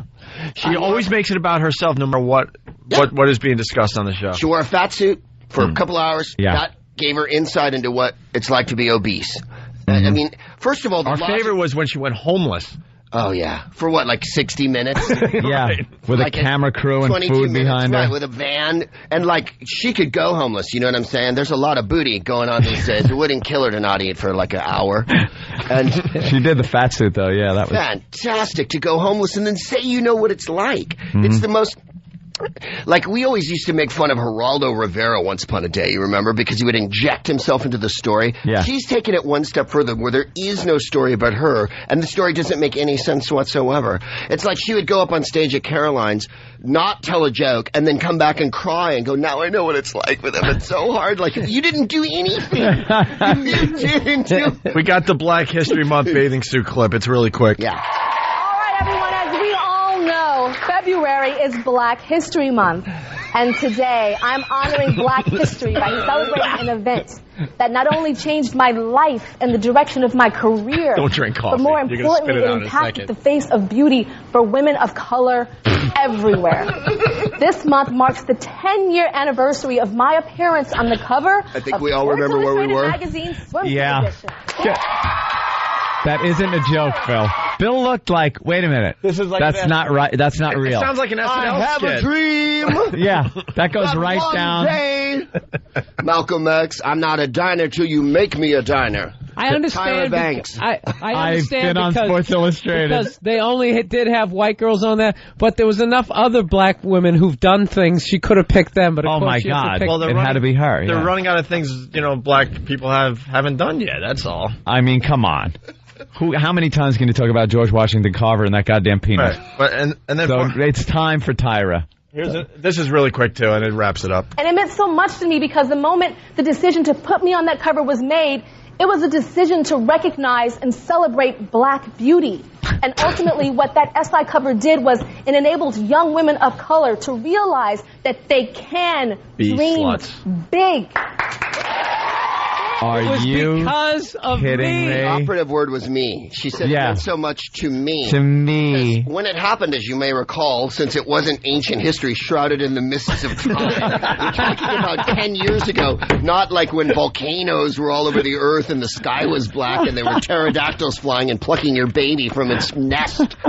This isn't, medieval. This isn't in a tapestry. This was on video. And it wasn't exactly a life-changing moment. It was another moment where you went, oh, great. Yeah. Tyra Banks got on a thing. That's cool. There were black models before her. Yeah. I don't want to break her pretty Did you balloon think for a second, like, oh, my God? And were there protests like, why is there a black woman on the cover of our magazine? Like boycotting the magazine, and she had to, punch through that race barrier. She's practically Jackie Robinson. Yeah. There's no question. Yeah.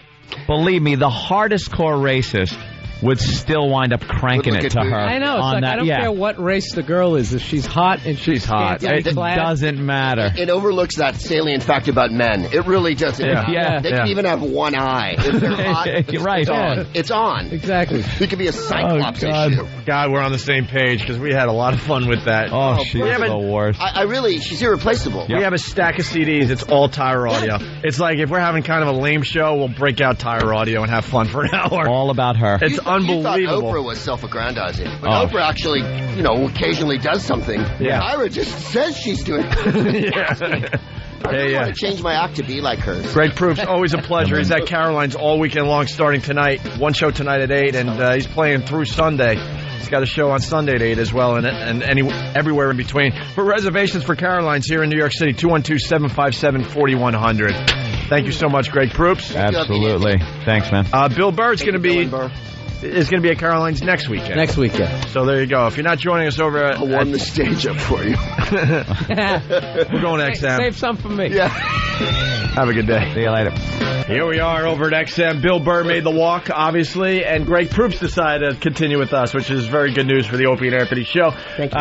He's the voice of Bob the Builder, so we're kind of talking about that as you guys were listening to Ecstasy of Gold. And Bill Burr, has no idea about Bob the Builder, but anybody with a kid or that has been around kids for any length of time knows Bob the Builder. This'll hip you to it. Can we build it? Yes, we can. Well done, Anthony. Well done, Opie. Thanks. Oh, Bill, you should recycle. Well, it started with someone on This just sounds like Greg Proops to me. Pretty much. I gotta same voice as me. Well, I gotta watch the show. Hold on. Dan from... You'll be bored after 20 seconds. It's for 2-year-olds. Yeah, Dan from Raleigh started this. Does Greg's contract prohibit him from saying horrific things using the Bob the Builder voice? And we asked that off air, and Greg's like, it's my real voice. I didn't have to change it or anything for the... Is that a rusty trombone? Golly, Wendy, you should play that. Oh, Mark, put down that trombone. It's rusty. He's huge with the under 5 crowd, like you said. I'm big. I'm big. If you can't walk yet, I'm all over you. And Bill asked, if you walk up to kids and try to freak them out, but you had a good answer to that. Yeah, I'd have to wear a construction helmet and be 3 inches tall. Yeah. For them to understand. Kids wouldn't get it. No, they would go, why is he doing that? He's desecrating the thing I love. See, that sucks. Because they knew the word desecrate. Yeah. Because if scaring children is one of the highlights of being an adult. Oh, it's a blast. It really is. Someone's going to get electrocuted eventually. That I didn't like the sound of it. I was just going to say, there was a kind of a people Tesla touch it all noise. the time. A little hum. One of these days, you're going to go up in flames. But Wizard. Yeah. Really, don't touch the mechanics, man. Hey, Dumbledore, or whatever. So he can't get the recognition for one of the hugest voices ever. Yeah, there you go. And you know what? It's just as well. I don't have to do public appearances because I'd have to wear a helmet and whatnot. And would be... And I couldn't fix anything, to be honest. Yeah. I can barely fix coffee. So do you get any like MILF kind of groupie action going on after a voiceover? Oh, yeah, completely hot. Come out with your shirt open down to your navel, just coming out like Tom Selleck of the voiceover world. You've been there for my recording sessions. I wear PVC pants. Totally live my shirt. In fact, I wear a mesh shirt, if you remember those. Oh, Tom Jones, there you go. Like a total mesh shirt, and then there's Nolf's waiting outside. Bob the Builder voice. That was awesome, dude, and I'll go recycle this. Reuse this. Yeah, the bad porno lines. It's great. I also noticed you sat down and you said, I love New York papers, because, you're from where? San Francisco? I'm from San Francisco, but I live in Los Angeles, and we have a newspaper, I think. And but we never have fantastic headlines like Campus Life Choke with Pills Study. Yeah. Which I went to campus once upon a time, and I never choked on pills. Yeah. I did, however. I didn't study either, but there was never a hyphen in between. Last minute bell shocker. It's hard for us to call these newspapers. Which one am I reading? Oh, the news. Yeah, the Massacre in Village, shootout. Hill smoking hot in D.C.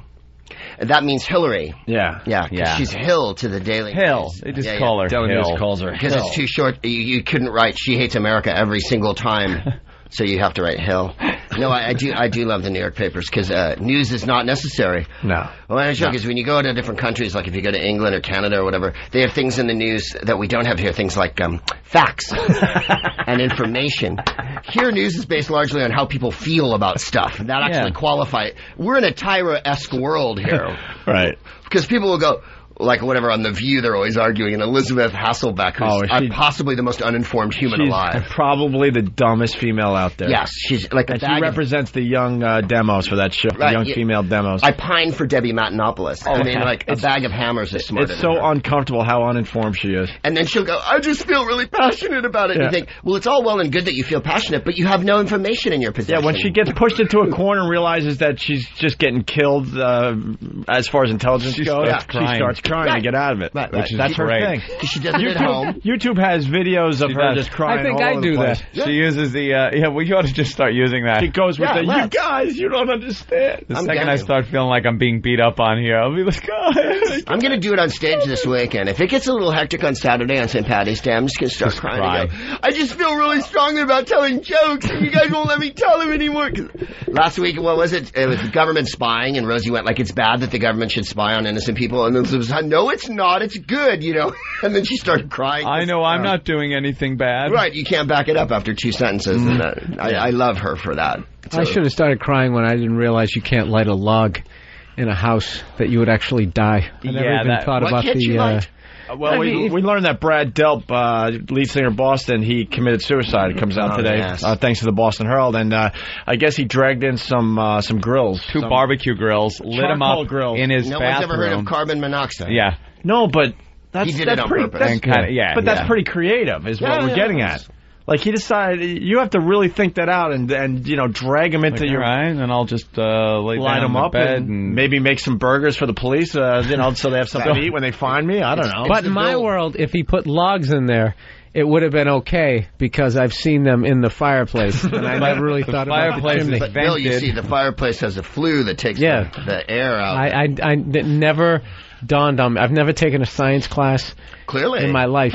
It was the Bill Nye way of committing suicide. I'm going to create a monoxide situation where the molecules of that outnumber the oxygen, and therefore my life will end. And it's a double whammy, because not only is the log throwing off poison, but it's eating up all the oxygen in the room, too. So you'd have to have a big log and dead. close the flue on your fireplace. Yeah, there you go. And you have to have a very tiny house, because oxygen's going to get in there. This stuff is stupid. Dying. I just feel really strongly about it, Bill. Why can't you understand? I want to burn a barbecue in my bathroom. I should be able to. No, that's the guy version.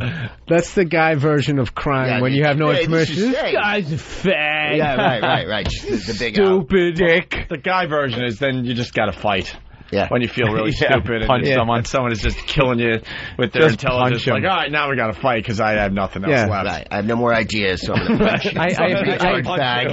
I have to beat your brain down to my level of intelligence. Right. If I strike you hard enough, you'll be as smart as I am, and then we'll be on a level playing field here. We got a call coming in that could be a little Make your points now, buddy. David in North Carolina, what's up? Hey, Opster. Hey, first off, I want to tell you I love you guys, man. I love your show. It's the greatest thing I've ever heard. but I got a bitch about you. Y'all starting to sound like a bunch of bedwetting liberals. Well, Bush did it to us. What can I tell you? Anthony. I'm the furthest thing from a liberal. Anthony is. I'm not a liberal. You can't see. That's the thing. The second you say Bush is an awful president who's doing a shit job, you're a liberal. I'm a Republican. I consider myself conservative leaning. This isn't just the way you can explain it simply. If, like, I criticize the head coach of the Patriots, it doesn't mean I hate the Patriots. That means I don't like the direction that he's taking the team. You're a bedwetting Jets fan, is what it means. There you go. I love that. Yeah, if you're on the, I'm on the left. Yeah, I don't wet the bed. Like automatically, you never wet the bed. There's, That's what all that thing that do. automatically, if you're on the left, you're automatically like a pussy. Or if you're on the right, you're fucking John Wayne. Right, you're a gun-shooting psychopath. Your mattress is just full of big yellow stains. Oh yeah. You got to keep flipping it over because you wet the bed every night. Yeah. You sound like some Jesus freak conservative. Yeah, really? Bill Burr, I love you, man. I think you're great, but you're hopeless. I'm trying to say because I don't share your opinion? Exactly. Wait. I want to know why. Dave, go ahead. Why? Give us an example. Well, you just, any little whiny-ass thing that comes, everybody sits there and complains on the show about all the PR problems, and they want to ban this, and the women get everything that they want. It's the liberal side. That they don't want is the liberal side. And isn't that really answering the question? Bush is an idiot, man. All right, I'm not saying that, but you got to, except for the war. He just contradicted himself. Except for the war, what? Do you understand Bush's economy and everything? No, hold on. He's done a bad job. Bush has done an awful job because he's completely fixated on the war. You remember other presidents, and I mean both Republicans and Democrats, there would always be footage of them on the news sitting at a table signing things. And, then they'd hand out the pens, or you'd see them with members of Congress, and they're actually working to help the country get a little better, maybe. Whether they did accomplish that or not, they actually did something. I have not seen Bush do anything except stand up at whatever speech he's giving, and it doesn't matter how the speech starts. It could be fucking Cogswell Cogs companies talking about fucking cogs, and it'll turn into, we need it for the war, there for the freedom, cogs for freedom. It's like everything he's done revolves around the war. I will give you that, Anthony. You're right. But you've got to realize this is a different kind of war than we've ever fought in our history. No. It's pretty similar to Vietnam. Yeah. It really is. I don't want to sound like one of those, it's another Vietnam. It's not another Vietnam, but there are a lot of similarities. There's a way to deal with this type of war, and it's not being dealt with properly. Plus, he never answered the question how I was hopeless. He's just, you're hopeless. Yeah, how's Bill because hopeless? of this, that. You're just so far to the left, Bill. Like I said, I love you, man, but you just got, I respect your views, but you're just so far over there, I'm not going to bring you back over. I'm pro-choice, but I'm fucking pro-gun. I love my fucking guns. I want whatever kind of gun I want. I want to be able to buy it. But I'm pro-choice. So what does that fucking make me? How does that fucking... I want to shoot fucking fetuses. That's how fucked up I am. I love you, man. Don't get me wrong. I know you automatically get like pigeonholed. Like my view on abortion, I wouldn't want to tell anybody what to do, but personally, I wouldn't do it. But in like porno, I think porno's bad for you. I'm kind of anti-porn in a way. Yeah, I just feel like it's like I view your soul like it's like pixelated, right? And anytime you ever watch something like you shouldn't have seen on the internet, you just feel a couple of cubes, a couple of pixels go away, and then you just kind of walk. You're a little more evil. That's pretty good. I don't think it's healthy to watch yet, but but two gay guys want to get married. I don't give a fuck. Yeah, I don't care about that. So either. It's like that doesn't bother me. I kind of ergo the bedwetting, Bill. Yeah, now you're wetting the bed. Yeah, exactly. It's like I jump on both sides. How dare you have a complete I'm all for blowing, Osama bin Laden, blow those mountains up, nuke them. I don't give a shit. Whatever, right. Yeah, it's like you just... Get rid of them. If you have one opinion now, that's to the left or to the right, then you're hopeless. You know why? You know why? Because if you just described what you are and how you feel about things and how I feel about a lot of things, it lies in the middle somewhere, and no one really wants that because you got to fit into one of the categories or the other. It's become like wrestling. Yeah, you're either a heel or you're the baby face. Baby face. You can't be in the middle. You can't be a heel baby face. You're either dressed in black or you're wearing the white hat. Right. Depending on how somebody views it. That makes it easier for everybody. Then they know what you are, and they know if they could like you or hate you. Wrong, man. Huh? No, I think we hit you right on the head. Yeah. No, I told you at the beginning. I respect everybody's opinion. I think you that's called what me this hopeless. country's made out of. Well, you are. You're way over there, Phil. See, he's not even hearing me. I just said I was anti-abortion and porno, so I'm not way over there. Well, you're just about over there. See what I'm saying? Like, you can't. Hold on. Forget it. David, at this point, you better just start crying. Just cry. I think you're hopeless. Or challenge Bill to a fight. That's your two options at this point. You're acting like a gay retard, and I'm very passionate about that. All right, David. Thank you. Thank you very much. All right. Y'all rock on, man. All right. Hi, Dave. Hey, you heard about the old lady getting mugged? No, what old lady? It didn't make San Francisco or L.A., the 101-year-old lady that got mugged? Listen, I'm for that, and I'll tell you why. Yeah? They all have a lot of money, and they're not they can't defend themselves. They're easy pickings, I call them. Yeah. Oh, was I supposed to come down on the other side of that? Yeah. Was that bad? Yeah. I hate when old people get mugged. It's going to ruin your image. Yeah, this mugger hit her, what, 3 or 4 times? 3 or 4 times. Oh, yeah, no, I saw it in the paper yesterday. Yeah. Oh, bloody awful, of course. 101 years old, knocked her little wool cap off her head, and then she's still standing with her walker. She, at one point, for some reason, reached over to grab her purse back from the guy. 101. She doesn't know any better. And the guy just gave her this overhand right, pam to the side of her head, and laid her out. Knocked her right out. The old granny had a glass Gotta admit, jaw. that guy is going to survive in prison. You think? I think he is. If you could do that, you can pretty much do anything. Especially if his cellmate's over 100. He's got a real shot. Wait a minute. It took him 4 shots to knock the old broad down. I was talking about the heartless, just ice he has in the middle of his chest that he could just. But he's going to get no respect. 4 shots to knock that old broad down? Come on. I didn't even look at it that way. Well, Mr. Magoo is going to be raping him in prison. Yeah. Yesterday we were reading a column by Bill Gallo, and he's like, he wants to take on the punk, even though he's in his 80s. Bill Gallo's like, 80s. It's like, you're picking out old women. Why don't you pick on me, Buster? Right. Writes a whole column about it. And using language like, why don't you have a little moxie? It's like, oh, God. And Ed and I are calling out the guy. We're like, God, I just wish the mugger would take Bill Gallo up on this little challenge. What do you think you are, Jack Dempsey? Yeah, come on. I'll show you a left hook. I did some boxing back in the day. He was. That's right. I scrapped. I did a little bugging. He's one of those guys. He has like an anchor tattoo on his forearm. Right. That's faded. The Marcus of Queensberry taught me a few throws. Marcus of Queensberry rules. Yeah, we'll duke it out. He puts his hands up like the Fighting Irish logo. Guy. Put him up. Put him up. I'll go bare knuckles with you, you punk. This guy just lays a pipe on the side of his head. And the same thing, the letters to the editor. They all want to take on this guy, but they're using fake names and screen names as they write into the paper. Quite the pugilist in my day. Were you? I'll give you a Sunday punch. I'll throw a haymaker, and you won't know where you're coming from.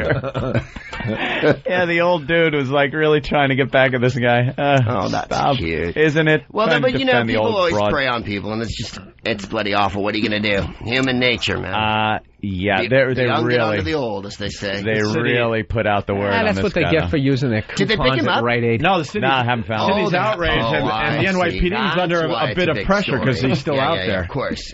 Plus, it's exactly the kind of tabloid story that all the New York papers are going to keep going. They love it because it was on video too. So is it? The news was able to show the surveillance video. Thank goodness. They showed it. I must have seen it, I swear, 80 times.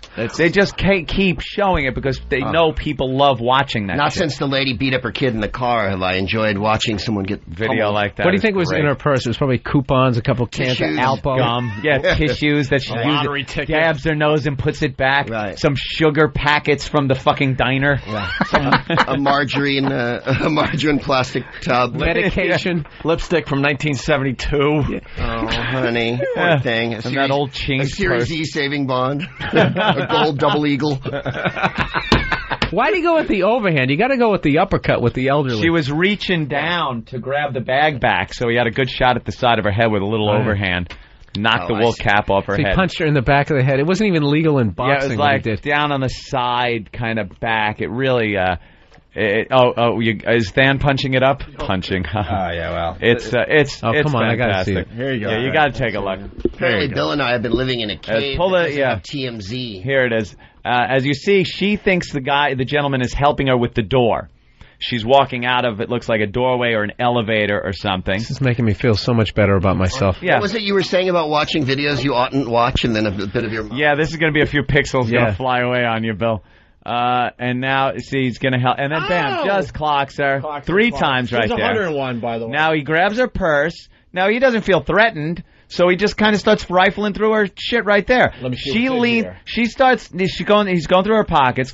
She then leans over like this, like, "Hey, give me that back!" And bammo, she's down. Down goes the old lady's down. The old lady's down. Down goes Gladys. Down goes Gladys. Stop the fight.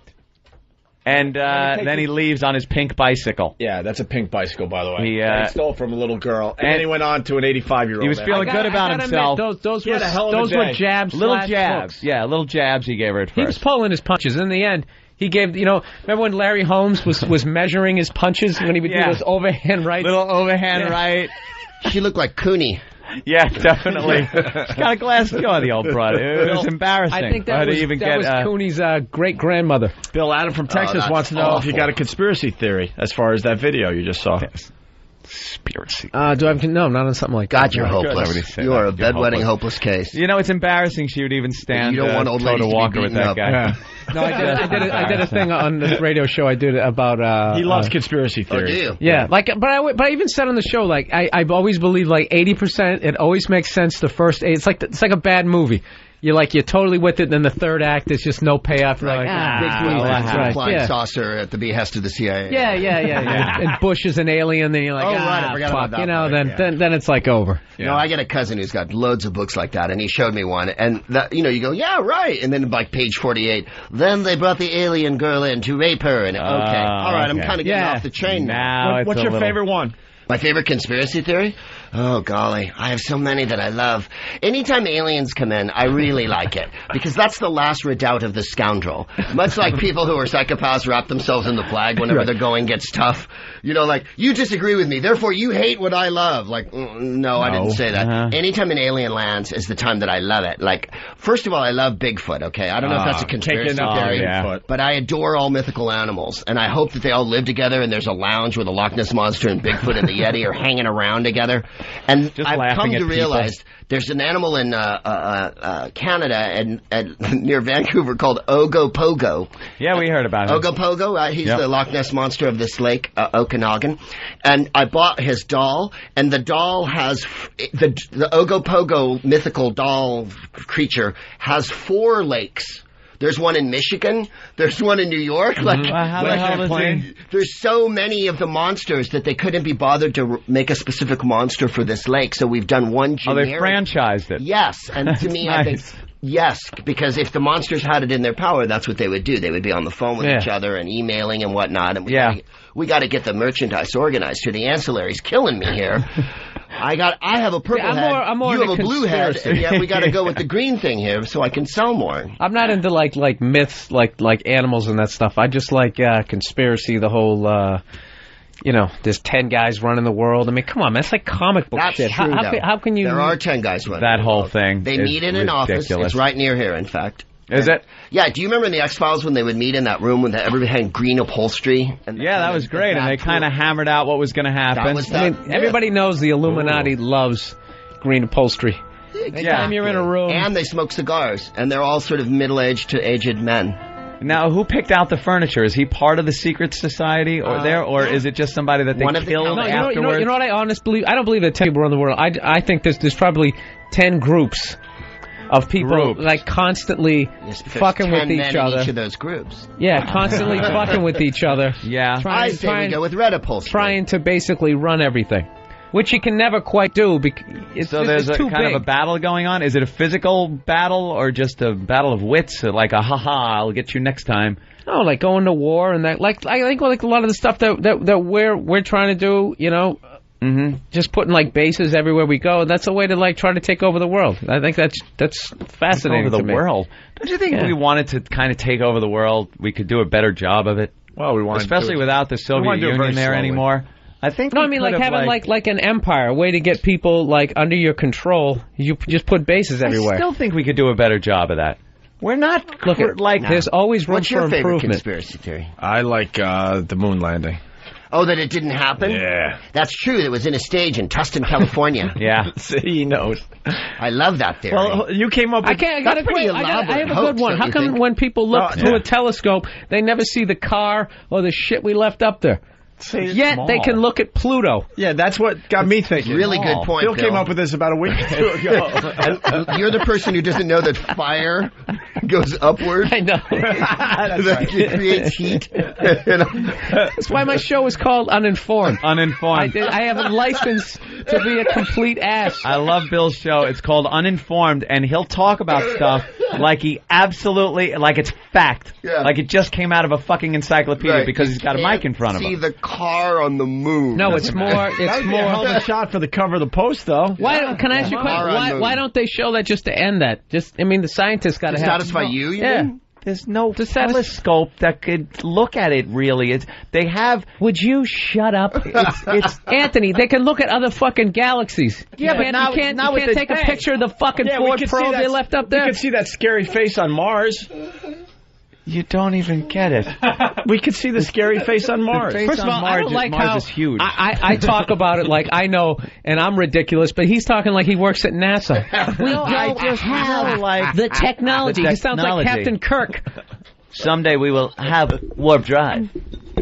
We don't Lunar landing. What is it? Like Earth-based telescopes. You're not going to see the fucking. Look, dude, do you think I really think that we fucking fooled the whole goddamn world? Yes, I do. That we didn't land there. Do you really? What is the fucking purpose? Like I said, we have a. What would even be the? You know, there's a mirror on the moon that we point a laser at to get the distance from the Earth to the moon. Yes, you mentioned that last time. And they check it every so often and to make sure it's coming to get us. Yeah, the moon might come and get us someday. Yeah, but there's evidence that we've been there. Yeah, but you can see that though. And That's the why you oil have company's visors created in a your car that runs on water, but they just won't let it out. Man, that's a good one too. And tires that never wear down. They won't let us have it.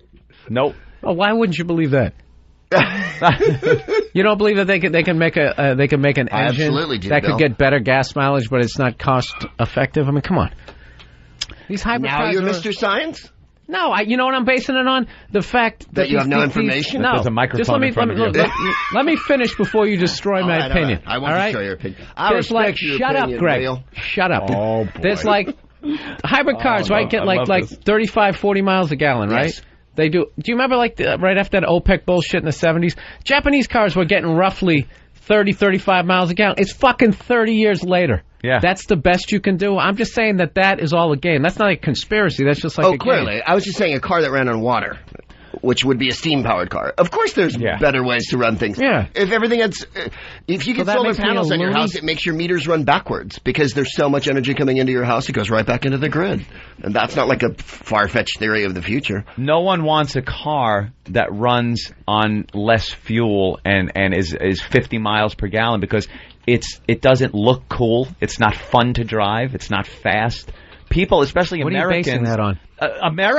Americans, we like our fucking muscle cars. Go see that Who Killed the Electric Car, and they actually have an electric car going up against a high performance car, and it holds its own. Really? Yeah. Well, that's it holds wonderful. its own. How many of these fucking electric cars are there? One of When I those. went to the dealership, I didn't see one. Why do you think that is? Did it look good? Why do you think that is? Possibly the Was oil it just company full of didn't start batteries? them Did the guy have Fucking batteries strapped to his ridiculous head? that you don't see why that is. It's the funniest thing ever. Why? You know what? Because You're people absolutely love right. You're absolutely internal. right. America's been in love. You're absolutely right. America has been in love Yes. with the internal combustion engine since it fucking came out. We love Hilarious. fast. We love fast. We love sleek. Like they had a choice. We love status symbols. We love things. Why do you fucking think Don't get upset. people buy nice He's cars? spewing out shit that I can just see on the TV. Why There's do you not think an original there's thought still coming out of his mouth right Escalades now. There's nothing on the original. road? The flag I is didn't red, realize you white, felt and so blue. strongly I'm not about saying about the flag. I'm talking about American people. I'm not saying we're great because of this.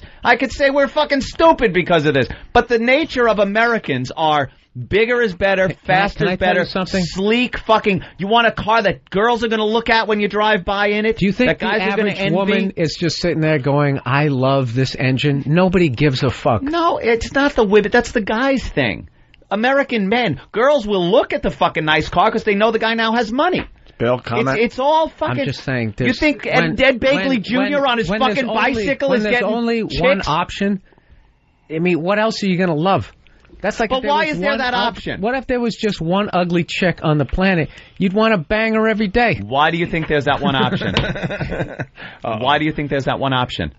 Because you know what? A big conspiracy. Wiser. We're not a conspiracy, but just big business. That's all. That's all I'm saying. That's all I'm saying. It's supply and demand.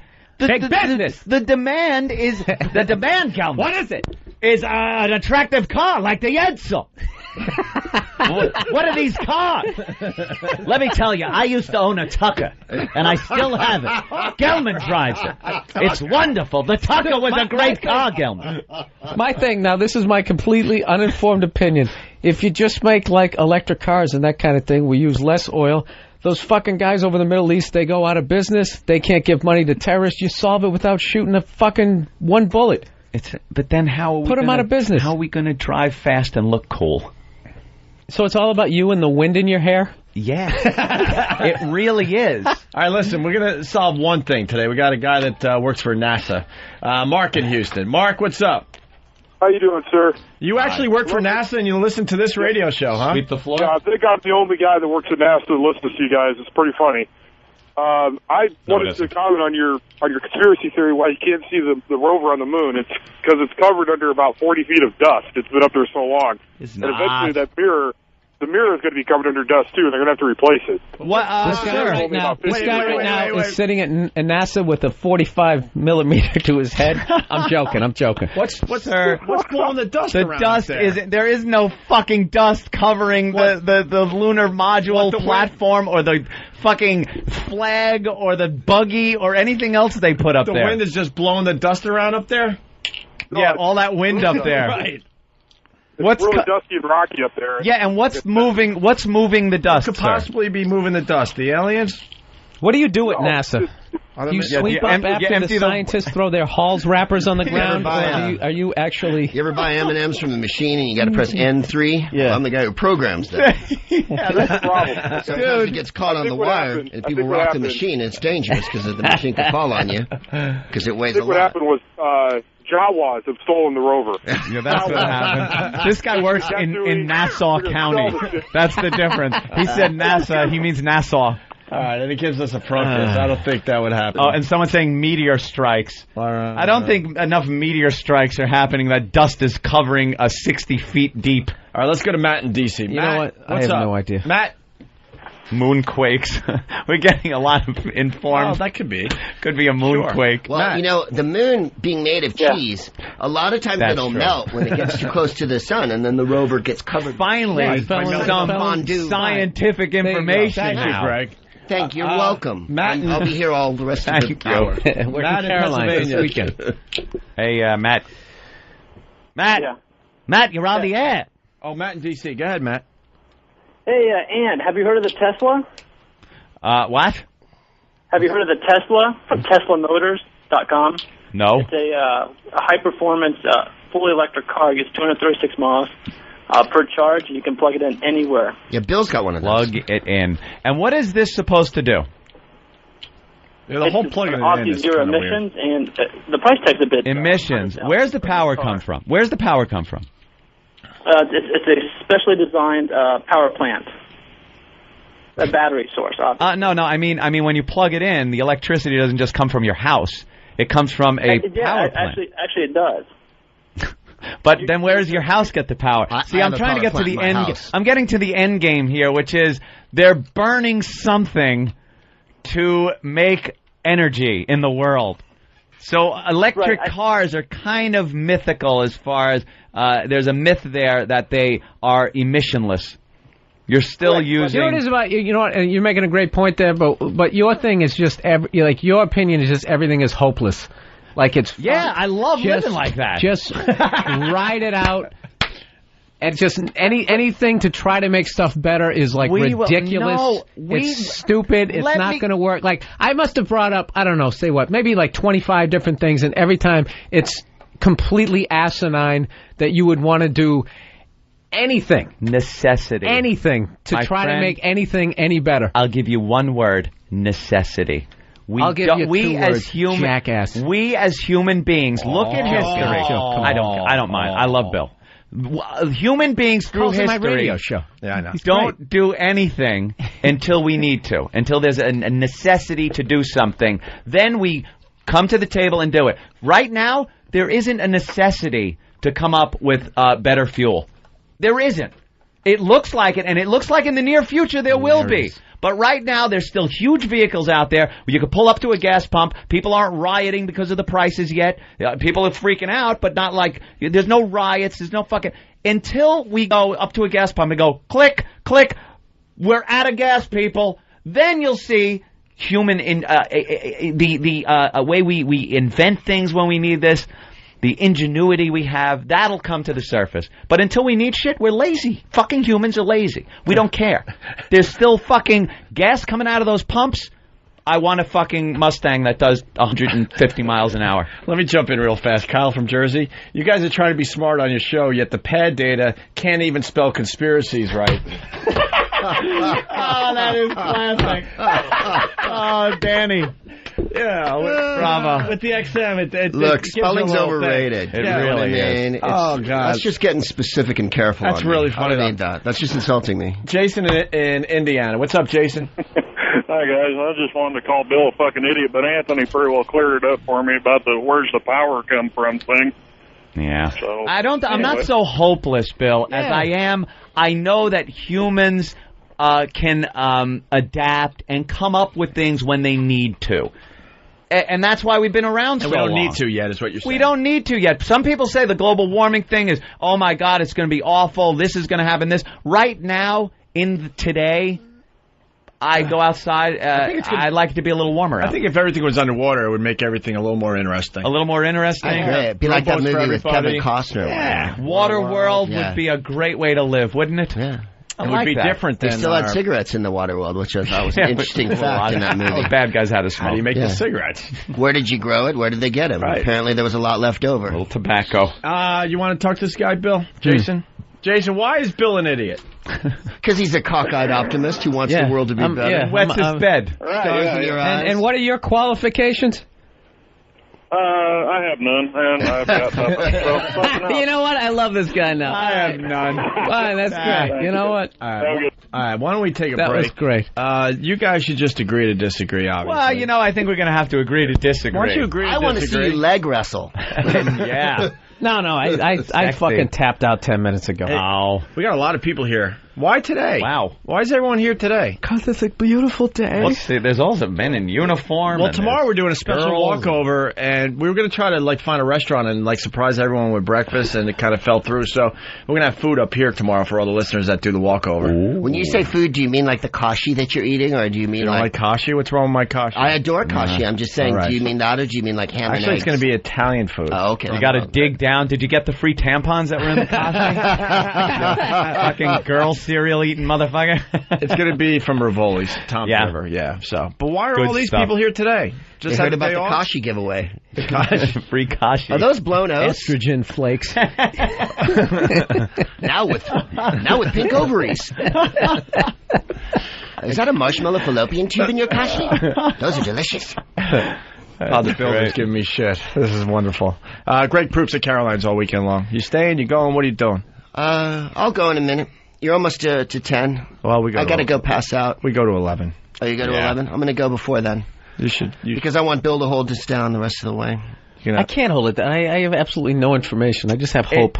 Bill does have hope. I like that Bill has hope. I like that person, and I like Bill. I like that Bill has hope. Bill does have hope. Yeah, like every possible fucking idea. That's what the only You're thing I right. noticed about any possible I see, idea we're back to to that. try to make shit That's better. what I hope. That's what You're right. You know something? Bill is opening my eyes to something. I am really a pessimistic motherfucker. I hate that just. Believe it or not, you are doom and gloom all the I time. am with doom stuff. and gloom. I like Bill funny.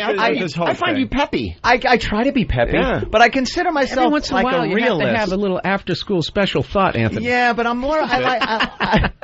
I consider myself like we just more lost of a Indiana. realist. Like I kind of look at it, kind of the way it is. He's the queer. I base a lot of things on the history of humans on this planet, and not so much on what I think the future will be like. As much as I see what the past. We both basically almost flunked out of high school. Yeah. I worked in warehousing. He used to I was in install air construction. conditioners. Yeah, you're right. And we're talking about how to solve Two the idiots. problems. You just knew school was, bullshit. Yeah, I was so Yeah, that's far what it above was. it. Yeah, man. They weren't teaching me anything. Please, do you use half the shit you learned in high school before you? Look, the president dropped went to out? Harvard and Yale, so I There think you the whole go. education Enough thing said. can get a little overrated. So Why don't you go lay in your bed and piss in it? I'm gonna. Liberal. You know what I do? I wrap myself in my Hillary sheets, and I've got my Obama underwear, underoos with the footies on them. Hey, you didn't and I answer the just question. pee all over myself. We started with this: a black president or female president? Does it happen at all? And if it does, Republican. I think anything can happen. That's where my hope comes in. When people say to me, there'll never be a black president and there'll never be a woman president, to me it sounds like there'll never be a black quarterback in the NFL. Just recast it a few years, however you want to look at it. But this there'll time never around- be a woman who could drive or write a book. right? But this time around, you think it's could happen? Yes, because I think there's been a cataclysmic change. I think after Katrina and after the last few years, look, we do comedy all the time, and you're in rooms all over the country. I'm including you in this, Bill. Oh, thank you. Come back. Okay. Come back, Bill. Hope Bill in his just heart. likes his hope. I know, I love He's his happy. hope. No, but I'm actually pessimistic about what you guys are talking about. Right now. I don't think it matters who you put in the White House. They all kind of work for the same I people. see. So the minute I have hope written in my heart, The Illuminati steps You back literally, in. yeah, You're you brought. squashing his I know. hope. You go I Anthony killed on me. it. I killed it. Yeah, I know. you I did. did. You pissed on my dream, On man. his dream and just- hope. I've been hanging out with Anthony too Well, you know long. why? It's You because think- the 10 people who rule the world will not let the president do I what the dig president Bill's wants. Illuminati stuff, though. That I want to grab onto. Yeah. You think it doesn't matter who's in there? The system's in place, and that's it, right? I think they always. From what I've read, they say if you get into office, you're lucky if one Wait a minute, thing. from what you've read at the warehouse? If you can get like one thing, that I read in the back of a DC comic book. That if you can get one thing done, you've had an unbelievable successful then thing. What if his is eradication of all white It's people? ridiculous. Those guys just plowed through everything. He's one of the most successful Halliburton's presidents moving to ever. Dubai, man. That's all you need to know. Before we go to break, Greg Proops will appreciate this. He's playing Carolines all weekend long. But Ant's theory about how, with the president and what they show you after you get into office. Oh, but that's Bill Hicks, actually. Yeah. Was it Bill? Yeah. Yeah. Yep. They show you a different view of the Zapruder film. Yeah. A different angle. Yeah. We just questions? went on and on about it. Go into the basement. Like there's actual video. Well, that's it's how not even appreciate Hicks film. was, It's too. just 20 different angles of it, and he's that joke is brilliant from on it. '93. That was Bill. Yep. I'm a huge Bill or Hicks fan. '92, and he says the first thing we're doing is going to go get Iraq. And that joke's from 15 years ago. Yeah. Any questions? Any questions? Yeah. Hey, you think you're in It's going to be charge? better, Bill. Don't worry. Look, in a way, black or woman or whatever, any change is good change at this point because it isn't working this way. Yeah, so we let's need change. a little swing over one This way, is the but thing about America, whether you're liberal or, all those labels are so bullshit. Having been all over the country, and I play rednecky places where people go, God, do you tell your political jokes? You're a big fag from San Francisco. Don't they kill you with sticks? No, they don't. They fucking laugh because they understand I'm a comedian and people's opinions change. And there is no blue or red. There's people who live in different places and believe different shit. And like you believe in guns. I believe in guns. I think it's part of the, there's no getting back from it. Yeah. So does that make me a big fucking redneck? No. But I also believe in fag liberal shit too. So what the, But I think any change at this point is good change. And whether it's Hillary or Barack Obama or whatever. And I also think it's exciting, the whole slate of people who are running. For instance, you've got Brownback from Kansas running, and possibly Hagel from Nebraska, who are screaming right-wingers who are violently opposed to this war. So explain that to me. Does that make them big fags? Yeah. You know what I mean? Yes. And was I reading Thank you. Thank you for explaining it. It was very cogent and concise. I just wanted to give a one-word answer. Was I reading that Dick Cheney is thinking about running? Or was that just... I'm not certain what he's thinking of running for. Or was I dreaming that? Was it the deep vein thrombosis or the fifth bypass? I would advise him not strenuously walking upstairs. At this point, he can't walk up a flight of stairs. The guy took 65 hours on a plane, got the deep vein thrombosis, and then he's like a cartoon character. He's Darth Vader without the mask on. Exactly. Yeah. Mr. Burns, and they crack his thing. Oh, not that rib. That rib always breaks. That's what Genie is. Oh, that ventricle's always clogged. Let me just reach in here and pulls out a roast beef and throws it on the floor. It is pretty crazy. Embryonic lamb. The guy doesn't have a heart. That dude, something going on in that. He really unhealthy. Thank you. He tried to run once in like '94, and he got. You know what he hated? Meeting people and talk. Yeah. He hated having to shake hands. Kind of part with of the people. job, right? The part of being president that's the biggest part, being a whore, because you have to like everyone and say hi to everyone no matter what. Why can't you just go on some kind of like pal talk, like video conferencing? You can sit there and just run the presidency over there. Friendster. He could have a MySpace page. But he's truly one of the most intimidating people. Like that guy, like is like scary. When you just look at like I like how he views like common people like as a nuisance. I just love. He used the word I love that hogwash vibe. a month ago. That's hogwash. Remember that one? They asked him about Iraq, and he went, hogwash. I was like, when does balderdash and poppycock come back? No one's even said hogwash in 50 years as a politician. What are you, Taft? He really does. Everybody that doesn't agree with him is a nuisance. He keeps saying that the newspaper's losing the war, that whomever he can find. It's like, it's fantastic. I just picture him putting Bush in like a headlock just for the fuck of it. Yeah. Giving him a noogie. Yeah. Apparently he drinks scalding hot coffee, too. I found out from a lobbyist who used to be an aide to him that he would go get him coffee when they do, like, the opinion shows. And he'd go, not hot enough, and they'd have to nuke it, in the microwave. And then he'd slug it down. Wow. 4 bypasses, and he's slugging down hot coffee. Something you shouldn't do if you're healthy. Coffee. He goes beyond scary, and you come back around, you have to, something about that guy. He's just like, I don't know, you've got to fucking love him on some fucked up level. On some fucked up level, I guess. Inside you, Bill. Right. Yeah, see? Always that His glimmer of family hope. calls him the bull walrus because you can't move him once he's sitting. And if he's reading a book or watching a thing, you can't get his attention.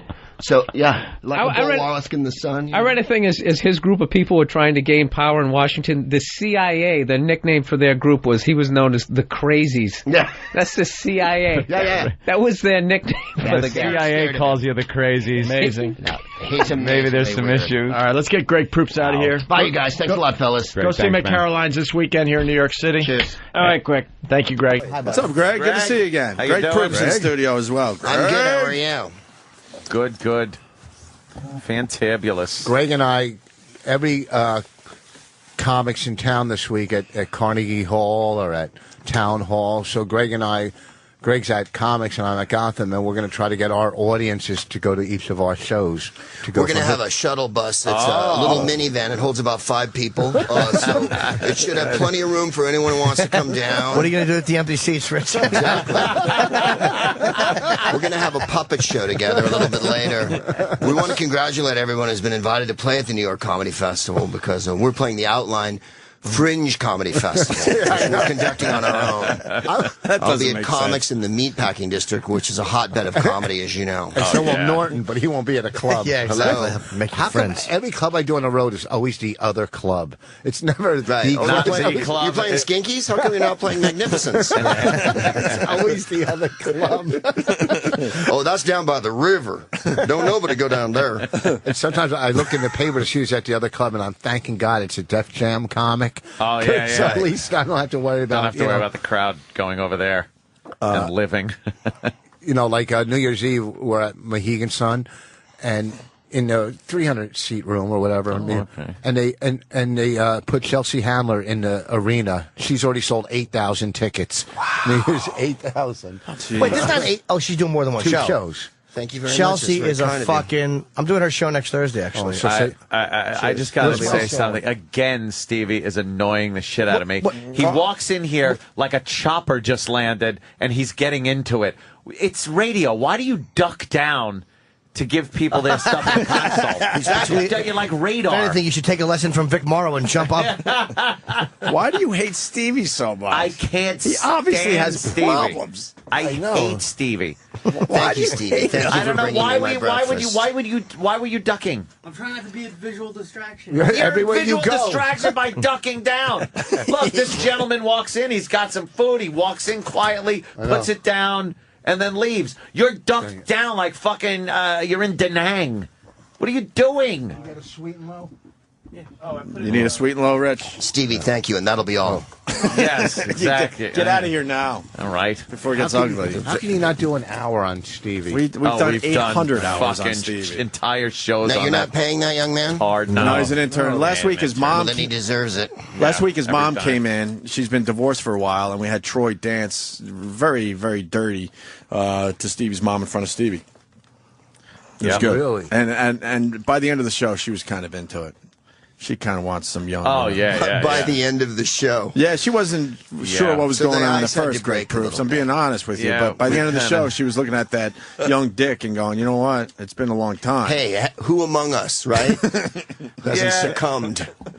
It took an You entire wore me show. down. I wasn't queer when the evening started, but all right. We wore her down, and then she walked out of here very happy with a giant dildo. So. It was more of a Stockholm syndrome thing than it was her actually enjoying her time here.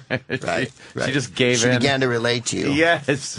My captors, they're so much like me. Yes. They have no moral compass.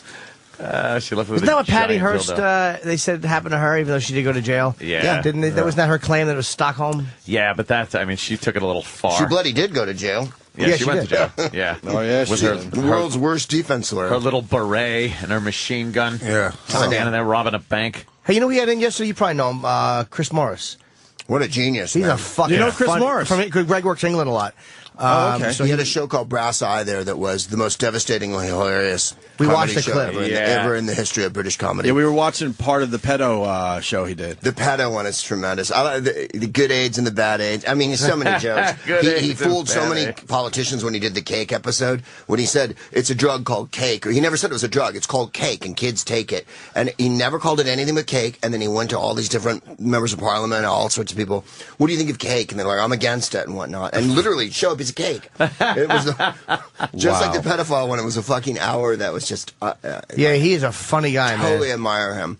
And you know Peter Cook from Cook and More, right? Who is No. also a genius. Oh, wow. Oh, yeah. They Yeah. used to British? do radio together before Peter Cook Yeah, died. he was Dudley Moore's partner. Partner, yeah. Oh, okay. Peter Cook has the funniest joke in the history of mankind. They're talking about, on one of the albums, Derek and Clive, they're just completely drunk, and they improvise these albums, and they're hilarious for your listeners. Derek and Clive live and Derek and Clive ad nauseum, and he goes, they're talking about what gives him a hard-on, right? The horn in England. The Bible doesn't have to give me the horn. Peter Cook says, I wrote the Council of Churches. I said, dear cunts in charge of religion, your guidebook or whatever the fuck you call it doesn't have to give me the horn. And I always thought that was, next to Woody Allen's My Grandmother Was Busy Being Raped by Cossacks. Did he say that? Fucking hilarious. But Morris is one of the few guys Cook would riff with, you know, like, he's just tremendous. Yeah, he was a very funny. He's He's got a released new a film movie called out. Four Lions about gonna do about well. bungling suicide bombers. Yeah. Oh, of course. It has to be something Is he a scabrous. stand-up? He Yeah. never takes an easy, he'd never do a sitcom about a mom who just got remarried. Right. He's always Yeah. fucking the most scathing, scabrous No romantic vitriolic. comedies That's going on great. there. No. It really is great. Hey, what's the show from England where the guy used to be a radio announcer and then he opened up Alan like Partridge? a bed and breakfast or something? Alan Partridge. I'm Alan Partridge. Coogan. We interviewed him, Steve Holy- Coogan. Yeah. Is that funny? Dude, he's fucking one of the funniest guys alive.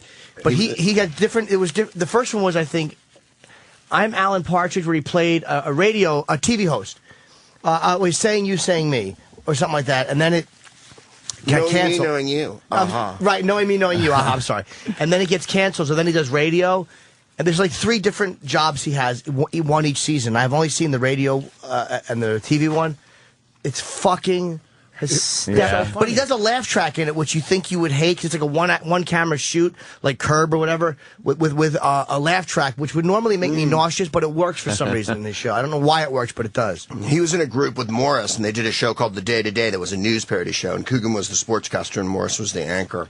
And Patrick Marber, who wrote Closer, you know that movie that had Natalie Portman in it? It's a play. He's a playwright. He was in the group, too, and I forget who the woman was, Jen McKeegan or somebody, but they were a lot of talent in this one comedy show. They did. Yeah, That's no what doubt. Chris Morris would be the stentorian anchor. Good evening and welcome to the and then the stories would be fucking hilarious. Like a train breaks down in England and it turns into like Lord of the Flies and they're eating each other after like an hour. That's great. We didn't know much about him when he came in here yesterday. I knew he was in a pretty big name, and so many funny guys in England we don't know here. Like, Lee Evans, people don't even know here, and he's fucking sells out. He There's does like Wembley. two guys people know here. They know Russell Brand and they know Eddie Izzard. Wembley. I think Jimmy and Carr is Gervais. Jimmy Carr is a very Jimmy funny Carr dude. is funny. and Ricky. Gervais is huge now. Of course, Ricky Gervais. I forgot him, but there's no like. I'm in the group I play with in England, the Comedy Store players. Paul Merton's in the group. Paul Merton's enormous in England. Like he would be like Seinfeld, and here nobody knows. No one knows. You don't even know his name. Yep. Here. A lot of them don't want to come over because they make so much money there. Though, what's the point? Why bother? Yeah. Only like Russell, wanted to be a movie star, I think, and and Eddie just wanted to crack it. He likes Americans, I never got over there either. Chick. I've never made the jump to England. I would like These to are go the once. best comics, by the way. We're not talking about, people always go, English TV must be so great. No, it's not. It's Britain's hottest fucking fireman and Britain's funniest dog and shit like that. It's the same as it is here. Right. But Yeah. there are, at the same time, they allow Chris Morris to work on TV sometimes. You know what I mean? So there's... Yeah. The shitty ones in England, we steal them and make them even shittier here. Easy. Some. easy. That's my career. I'm saying, You're talking about the TV shows that are really Steptoe and huge. Son became Sanford and Son, and Right. Man About the House became All in the Family. Absolutely. Right. But I've always found like Even British American humor. Idol. There's some brilliant, funny British guys, but I've always found as a whole. The way people think, American humor is so stupid, British humor is so smart, that annoys me because it's not accurate. It's not true at all. Like The Office was a work of art, but so is what Pryor did on stage. And I've never seen a British stand-up do what Pryor did on stage or what Carlin did. So it kind of balances. That's where I agree with you, Jim. People always say that to me about English stand-ups, and I say the difference is we've always been a little bit keener, I think, at stand-up. Because stand-up is a real specific thing. Right. Maybe they're better at sketch or maybe whatever, but like that's kind of the idea that we don't have an idea of satire and irony and they do somehow and that they only possess that always kind of rankles me. Like they're very cheeky, and it's like, we get it. I got it. They can be as base and vile as any comics, and so can the audiences. They've conquered the planet. With eight all they do guys is and invade malaria. countries. Love England. I really do love them. They always got our back, too, no matter how wrong we are. They're the best. Jimmy, I believe it was Till Death Do Us Part was All in the Family. Till Death Do Us Part. And Man About the House was Three's Company. Oh, I'm sorry. Man About the House You know what? Yes, Okay, my mistake. I just want, because people will start chiming in and Hey, look. call Jimmy an asshole Let and them- then a fucking sex Well, how about addict and a fucking creep. So and- what?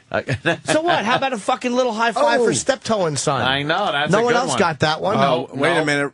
Rich has a problem. Oatmeal with bananas. What? You never get bananas on top of your oatmeal. They're They always brown. Look, they who look like brought little that in? assholes. Oh, that's Because they right, did. Stevie. No, that was a mirror. Absorbing the moisture, right? wait, now you're going to blame Stevie because his bananas are looking shitty Why on his not? oatmeal?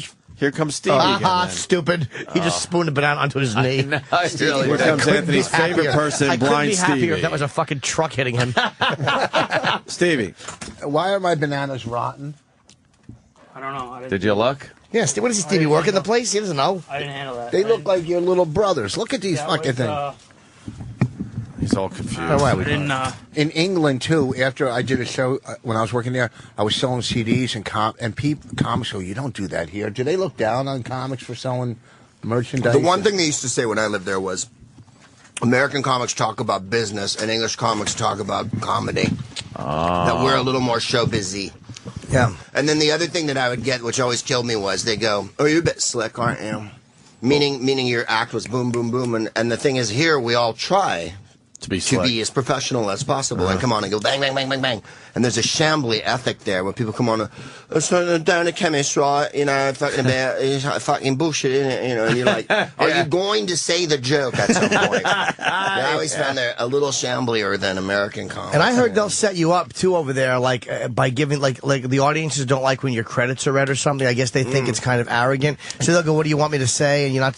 What's the key? Oh, really? You can't go like, you've you know, seen him people- on well, they don't blah, care blah, either. blah. Yeah. Yeah. Unless they've heard of it, and they haven't heard of every. I mean, the other thing I found when I first went there, I remember, was you don't shake hands with the compere, the MC. You don't shake hands with them. Like I remember coming on, and you know how. Oh, really? Or let's have a hand for everybody Yeah. you see tonight.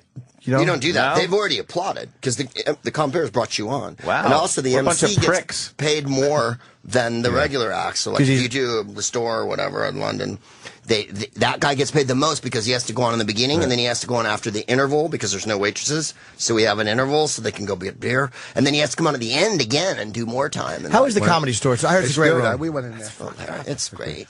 I did that room. I mean, at Christmas time it's full of fucking yahoos, but you know. I did that room, Jonglers in Camden, maybe. Yeah, Jonglers in Camden. So before I go on, and this room is this, it's an outside. It's heaving. They put on an open mic or a new American comic before me. So this guy stinks. And now the thrill is gone. Okay, we saw the American. Right. And I go on right after him. Oh, Another dumb yank. Oh, was it brutal?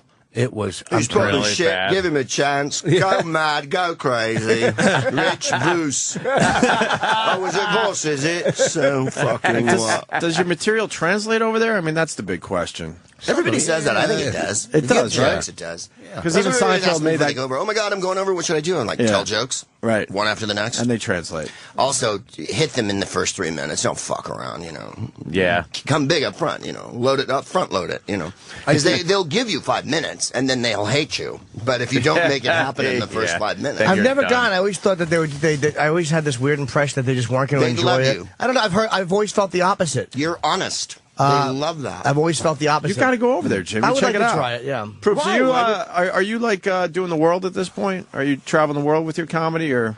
Yeah, I'll be in the meatpacking district tonight. I know. Well, all by myself alone on a stage looking around. No, and you got some Nova Scotia action happening soon, right? Yeah, I'm in Nova Scotia. I think a lot of the comics who are playing Carnegie Hall, maybe they look at my schedule and think, okay, so I'm at Carnegie Hall, but Proops is going to Nova Scotia. Yeah, see? You're a little glass half full guy. You're a little angry at the Gonna get a apple little playing Carnegie lobster Hall. bisque and whatnot, a little maritime fog. Proops is a great comic. Yeah, Thank you. Great.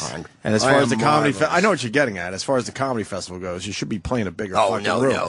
I'll say it love for you. playing comics. You're not supposed to say that type of thing, but I will. Proops is should be in a bigger room for the comedy festival. But comics is a great club. It is. I'm not trashing those guys. I'm blessed. It's a great club. And I can't believe I said I'm blessed. 2 shows tonight, 2 Suddenly shows I'm a rapper tomorrow. from the early 90s. I'm blessed. But I'm glad to be playing comics. But yeah, then I'm in Nova Scotia on Sunday night. There's a casino up there. And they're very nice. I think I'd never been there, and I went. And the first time I walked on, I went, I've never been here before because I'm cool. Oh, shit. Yeah, that didn't. You didn't get the sarcasm? After a few minutes. I was down at the town clock today. 2 children died of boredom. I mean, wow. Halifax is the end of the continent, A lot of crustaceans. Yeah. How far up? It's way the fuck up there. Pretty far It's up. way up, right? Yeah, It's almost as like far it was as you go in freezing that in April. direction. It's going to be freezing tomorrow, or Sunday, I think. It's nice, though. They're nice. Canadians are nice. They're a good crowd. They're nice. It's funny. I didn't remember. Next to one. Montreal was not as great as I remembered it. Like, it was good, but it was not. When I did the TV taping, I thought that they were fucking dumb clucks. I thought it was overrated.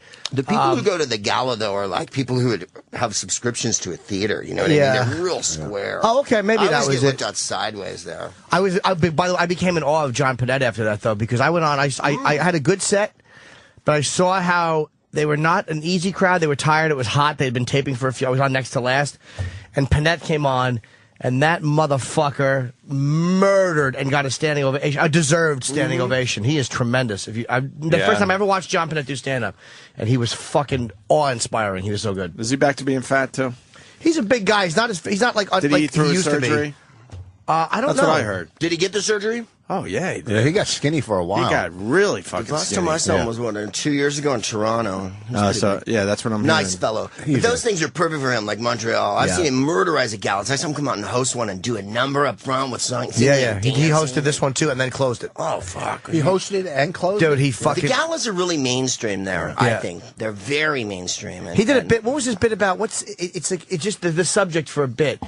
What food preservative does he do a fucking bit on? Yeah. it's like I would never have thought to do more than one line on this. This cocksucker has a 10-minute closing bit on it. Wow. That killed, right? Dude, it was fucking annoying. It was so funny. I just kept hoping he would drop dead on the stage. It was fucking amazing. It was like, what's a preservative that they I can't. MSG? BHT or MSG. One of those. No, we're That's trying in to Montreal think you're of playing to. It's preservatives. really strange because it's a showbiz crowd, and then you're playing to a bunch of people who speak English in a town that speaks French. So it's as if you went to Calgary and looked for the French community, and they'll all come out. And I mean, not that everybody doesn't speak bloody English there anyway, but I've always found that sometimes it can be a little. Depends on which joint you're playing, like Club Soda or whatever can be good. Yeah, that's what we did. That's what we did, a nasty show. That was sold out every show. That's Yeah, it always like that does. shit. Oh, yeah. Always Like that does. dirty shit. Yeah, They- that was... It's funny. Showbiz crowds I typically despise. Like I told my manager I want to do something in LA again soon. And I told him not one industry comp, not one. If I don't want one fucking pussy agent or one fucking jizz bag from a network, not one seat for those scumbags. I really, they're the fucking worst crowds. Half the times they don't show up. Fuck them. They don't want to come. If they do, make them pay. They might discover you, They're though. repulsive. They might discover you, though. You know what? Honestly, dude, they're not really. I have such a hatred might get for discovered. them. Yeah. You don't want them to Might come break my to peck as a soda jerk. Proops is laughing at that. Yeah, he knows. He knows. Proops is on TV, man. Proops is doing very well on TV. Years ago, I was hosting a show that when Bonnie was a newcomer on. I was hosting the newcomer set in Oh, you Montreal. fucked her. Okay, go ahead. Let's get it over with. You did, Rich, by marrying her. The crowd it was all industry crowd, and they were really being noisy. And I remember coming on and going, "Hey, everybody from Hollywood and New York at the bar, you could shut the fuck up and give the comics a chance." And the crowd cheered, and everyone got mad at me, and they were like, I was like, you know what? Fuck you. It's supposed to be the young comedians. Oh, thing this was in Canada, in Montreal? Yeah, like oh, 90. Oh, God, I'm old. It was 93 or 94. It was in black and white. It was on the Dumont Network. Yeah. We were on right after. Kinescope of the whole thing. Yeah, we were after Edwin's Texaco hour. Edwin. Very funny. You work with Selena, don't you? What did I do? Selena Gomez? What show are you on? I work with Kiki Palmer. I'm on. Which one are you on? I'm going to tell you when I remember it. True Jackson VP is the one I'm on. Yeah, okay. Where's that? I don't even know what that is. It's on Nickelodeon. Don't watch it, and you'll be arrested. It's like me watching a Justin Bieber video or something. I feel like you're going to come to my house while I'm watching. As if I'd fucking watch one. That's not helping you pull in people, the Nickelodeon? I got the 11-year-olds rolling in, and that involved the builder. I got the 4-year-olds and the 11-year-olds beating down the door. Did our parents come out, though? I mean, parents got no. Sometimes they do. My friend Ryan said to me, hey, by the time they can come see you, you'll be dead. Right. You never were on Wizards of Waverly Place? I was not on Wizards of Waverly Place. I seen you on Nickelodeon. All right. I made the wrong connection. You have a 9-year-old? I got a 5-month-old. There's no reason why I should be watching Nickelodeon. Yeah, exactly. Our show was funny. The guys who produced our show is the reason I did it, because they did Mad About You and Bugger. Now Malcolm in the Middle. Come on, the reason you did it is because they called you. Oh, the reason I did it because I'm desperate and I needed work. And the next reason was these guys were all right. No, we did a traditional sitcom. It was good fun. It's fun because you can't do knob gags, you know? Mm-hmm. You have to work clean on Nickelodeon, so it's like falling down and shit like that. Yeah. Like gags from Lucy. And the stage we shot on was where Lucy shot, so I was pretty excited. Where's that? Paramount on page 25, stage 25. Okay. The old Desi Lou Studios. It was Desi Lou. And her office was around the corner, Lucy's office. Yeah. What's in there smells now? Like cigarettes. Yeah. Her and Marlo Thomas are in the men's room. What's in that place now? On 25, I don't know. I think they put up some skate ramp or something. Yeah, they wrapped. And there's another show next door. When a Big Time Rush shoots on, I think, on 26 or 27. 26 was Danny Thomas's stage, and we would shoot on there, too. And that fucking stage was evil. I don't know what the fuck evil Danny Thomas wrought in this world. I know about the coffee table and all that, but man, the air conditioning never worked. We literally had one of the new age PAs go in and like burn a joss stick, like just to get rid of the evilness. Yeah. Like that place you'd walk in and a sandbag would fall on your head. Fuck, did Danny Thomas make some sort of deal with the fucking devil or something? We used to shoot Tough Crowd on the Sony Studios on 53rd or 54th, right. And that's where they shot a lot of The Exorcist. Was shot in that building. Get out of here, really? Yeah, and I believe Nirvana taped Unplugged there. I think I've said this on the air before, but I think a good part of The Exorcist was taped in that. There's so much history in all those places. Yeah, like, they just never go away. They never move. These places never fucking move. When we first shot Whose Line in New York, it was where they did Bilko, and I was excited to be on all measure because that was my favorite sitcom, and I was like, oh my god. Yeah, and the first place we shot Whose Line in England at Teddington Thames, I didn't know anybody's picture on the wall except Benny Hill in the fucking middle, man, and I was like, Benny Hill's right here. Oh, you shot your show started very first series of Whose Line we shot at Thames. Remember at the end of his show there'd be the little bridge and whatnot. Yeah. That was where we shot the first one. And I remember not even recognizing, when you first go to England, all their TV stars, and you're like, who the fuck is... Weird, right? Who's Bruce Forsyth, and then... Do they know American TV stars or no? Benny Hill, huh? Do they know American TV stars or no? Absolutely. But they don't know some. It's weird. Like, they never got the Honeymooners, but they got Bilko. So, all the comics love Bilko, but then you say, well, what about the Honeymooners? They're like, never seen it. They just didn't show it. Wow. And Seinfeld, when I lived there, they were showing it like 2 in the morning on Sunday. So, they never really got Seinfeld. So I mean, you go there and they know who he is. Sure. He's a star, but... Chris Rock said he sold out arena. He was doing like 17,000 seats for me over there. Chris. He's a movie star, so... All right. Yeah, he could do it that way. Like, Carlin, they didn't know, and he didn't really go over. He didn't go over? No, but Stephen Wright, emo, huge, Carlin didn't go over there? Not that I know of. How come? Did he go? Hicks, obviously. Wait, you said he didn't go. You said he didn't go over. You mean he didn't make the trip, or they didn't like him? No, he didn't. He didn't. I don't think he physically went over and ever played there. They didn't know him. I remember doing a radio show about Carlin because a producer said to me, "Well, who's your favorite comic?" And I went, "Carlin." And they're like, "Well, who is he?" And so I had to do a show sort of explaining who George Carlin was. How weird? How about Pryor? Do they know him from movies? Yeah, they know him from the movies. Yeah. Wow. Yeah. And the movies were the weakest part of his career as far as what he contributed. No, the stand-up is where all the the genius is. Hicks they knew really well, and Dennis Leary. I think when I first went there. Well, didn't Dennis get popular in England? Didn't he or find himself in England and come back or whatever? Yeah, I guess. I know Hicks got really popular there. Yeah, he certainly did. Sort of came back. I'm a big Hicks fan. Me too. Did you ever perform with him? They keep talking about some movie with Russell Crowe or something, or is that just I keep hearing they're starting to It's a terrible idea because yeah. First of all, Hicks would, I think, not like it. Not that I knew him that well, but I knew him well enough to know that he wouldn't fucking like a Hollywood movie made about him. Relentless is my favorite comedy CD. He's by savage, Bill Hicks. Man. And was he funny and really young?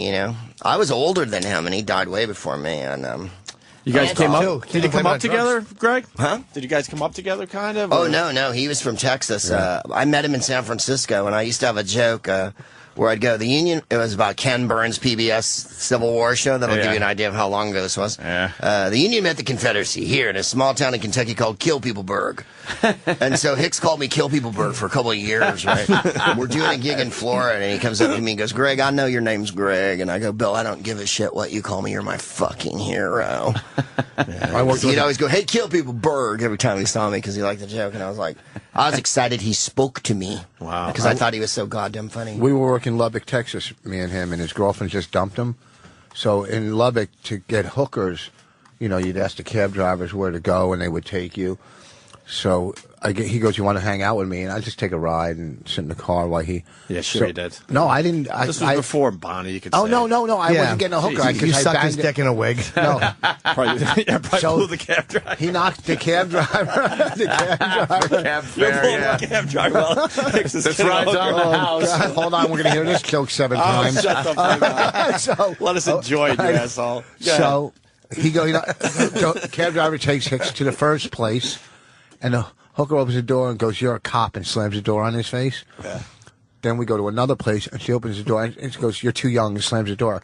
And he gets in the car. He does 10 minutes on stage the next night, how hookers won't fuck him in Lubbock. Oh, my and God. He just came up with 10, and it was just so... I'm watching him going, I'll never be this funny as long as I live. You should say that when you watch every comic. I know.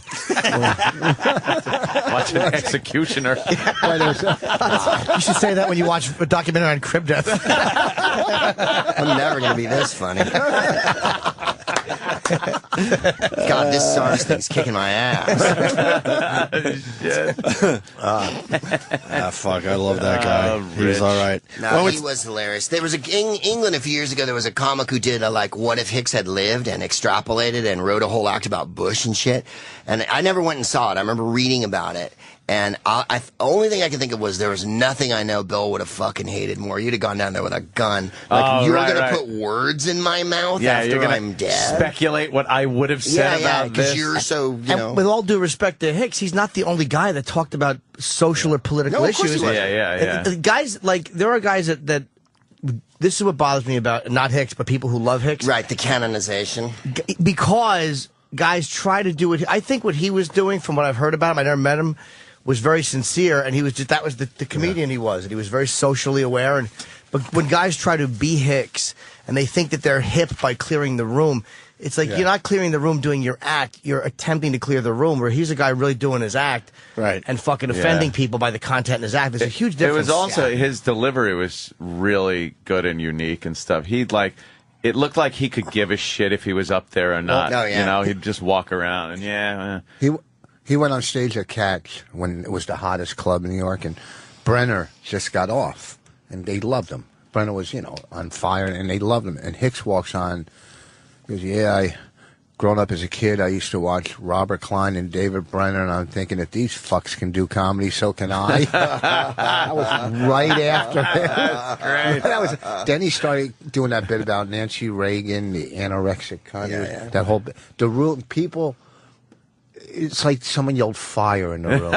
They were running out in droves, and he gets off stage and he goes, or ladies and gentlemen, Rich Fox. It's almost a callback from before. Come on, Rich. It's not bad. Rich is very funny.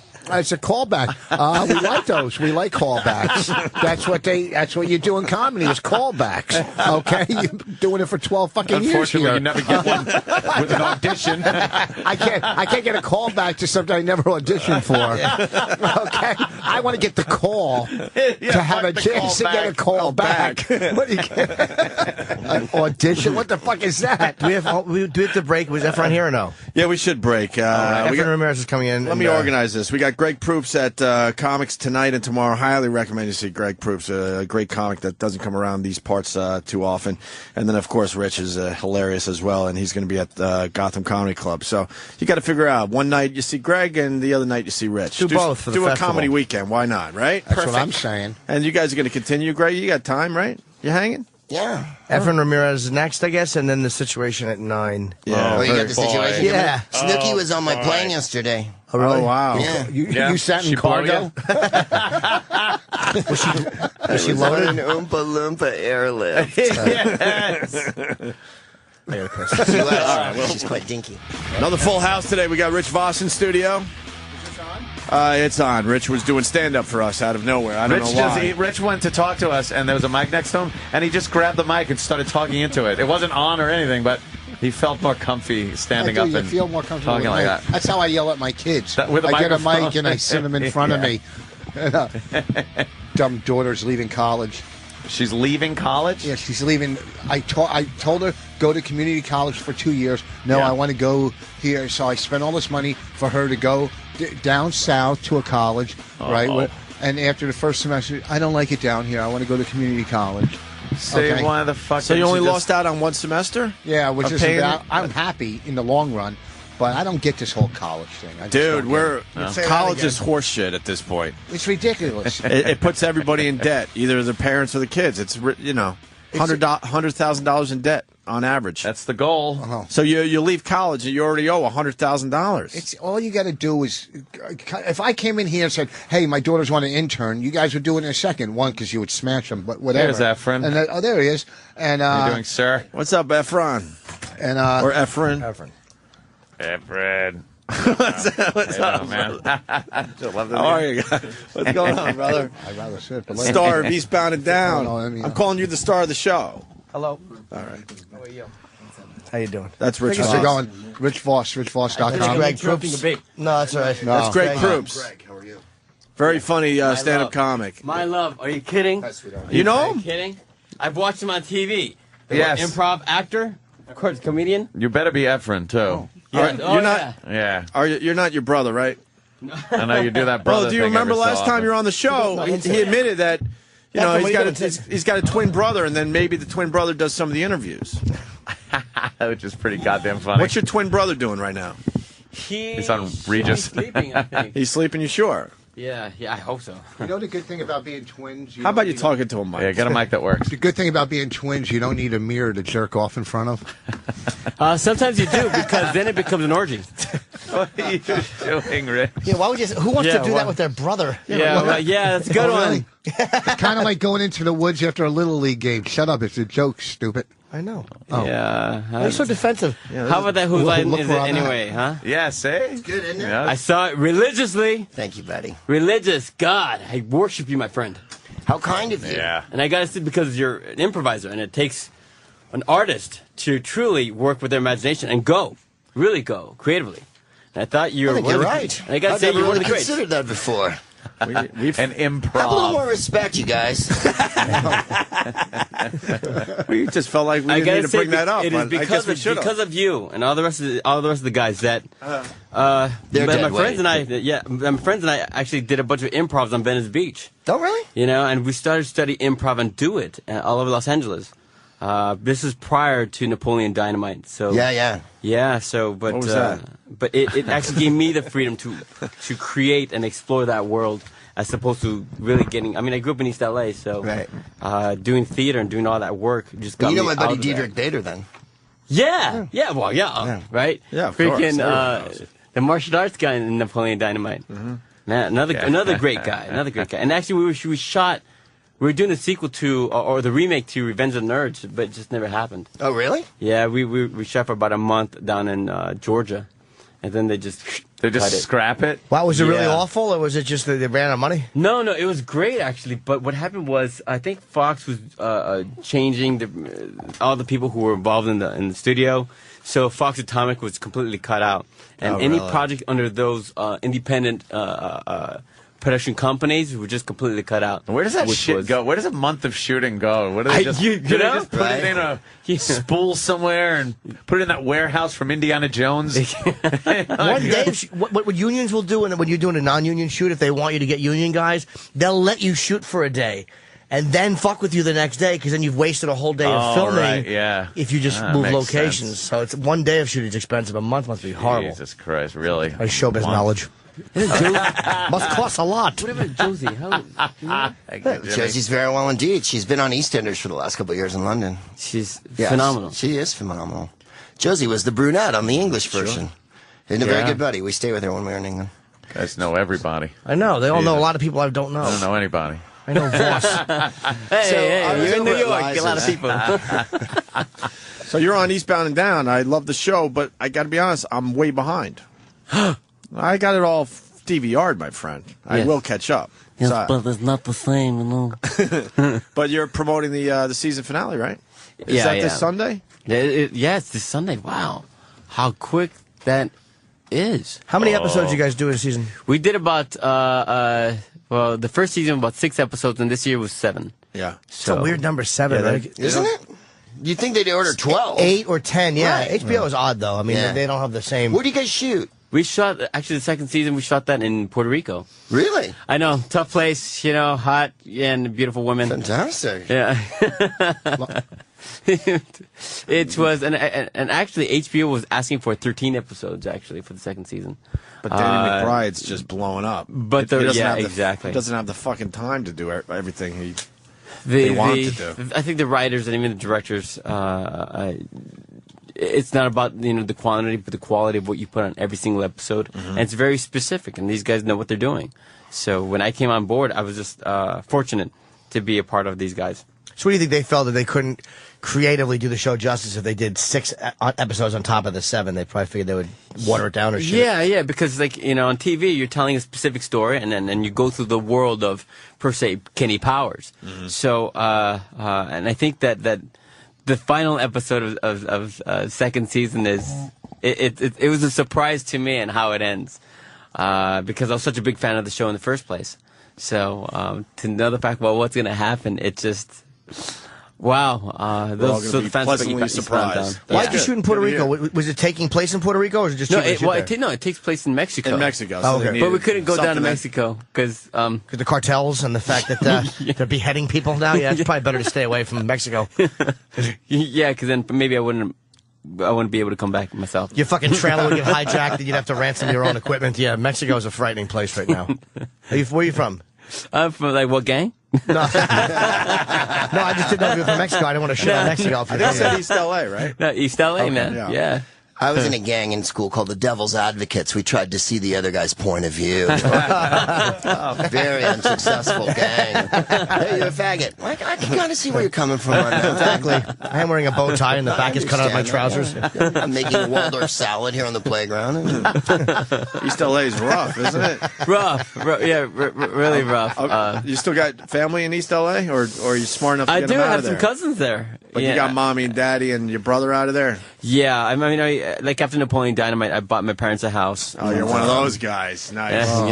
So the movie gave you buy your parents' house money? Yeah, well, what happened was when the movie was made, we all signed contracts for royalties. But when the studios bought it, we had to have renegotiate our contracts. So everything changed. Oh, and because I was a union actor, I said, wait, let me bring in my team real quick. So, and it was a great renegotiation. And nobody knew it was going to blow up as it did. Yeah. So once they had blankets and chonies and bras and dolls and action figures, bobbleheads, they had everything. And then because of the animation next year, it's just going to get really crazy. Yeah, they're making an animated version. Yeah, and you're going to be voicing. And you're getting a piece of all that. It's pretty sweet. Shit, man. Good for you, man. I like to hear stories like that instead of we never got another dime. Yeah, exactly. I never want to watch that again. Gives everybody hope that you hit a project that just makes a shitload of money. And you can renegotiate. I just got a $26 check from Last Comic Standing. They're playing on Fox Reality. $26. I'm not fucking around. You should send them back 50. Do you know I still get checks? I get like $5 check. Like whenever Lucky Louie is released overseas or somewhere, I get like a $6 check per episode. It's kind of humiliating. Yeah. So I have to write it. It's like I almost don't want to I don't want to put it in the bank because they probably think that's all I made. Like, well, this guy must blow. I got a check the other day for 32 cents. And how much is a stamp? 44 or whatever? Yeah. Really? Why don't you wait till it accrues a little? You're really going to waste the stamp money to send me a check for 32 cents? And I was sad. I would imagine you would be. I'm getting Voss a chair so he can move up because he feels bad sitting in the back there. I don't feel bad. No, I don't good. Feel bad at all. Because I'm a little out of it today. I had a rough night last night. What happened last night, Rich? I went to a party. How's that bad? I went to a party. Well, I ate a lot of shrimp. It was a lemon party. What's a lemon party? You want to see it? But look at your faces, my God! I'm afraid. It's a very famous photo. Can you show him lemon party? I'm not online. It's a very famous photo of just three old men engaging. Greg, can you can you just Google lemon party while you're over there, please? I want to see it. Come on. You've never seen lemon party? No, I'd love to see it. I was at a Tupperware party last night, and I sold a ton of stuff, so I feel very positive today. Someone run in here and show lemon party. How do you get to? It's a keyboard and a fucking mouse and a monitor. You're going to make me look at this, and I haven't. It's not violent. Is that Tupperware party recyclable? Could you get a lemon party up there, please? It is, thank you. I'll do lemon party. If you burp it, it stays fresh. Sorry.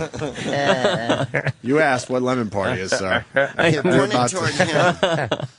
That way I don't have to look at it. Come on. Oh, you won't be... I'm afraid of this situation right now. Me too. We have a lot of questions about this photo, too.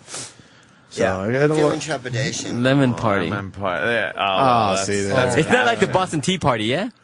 It's kind of like that, yeah. I see. Same Emphasis participants. on tea. What, they're now making money off the stupid photo? The Boston Tea Bag Party? There's lemon party. Oh, my God! That's your lemon party picture. See, now I don't want to see this. It's not, believe me, it's nothing. It's good. But look at us.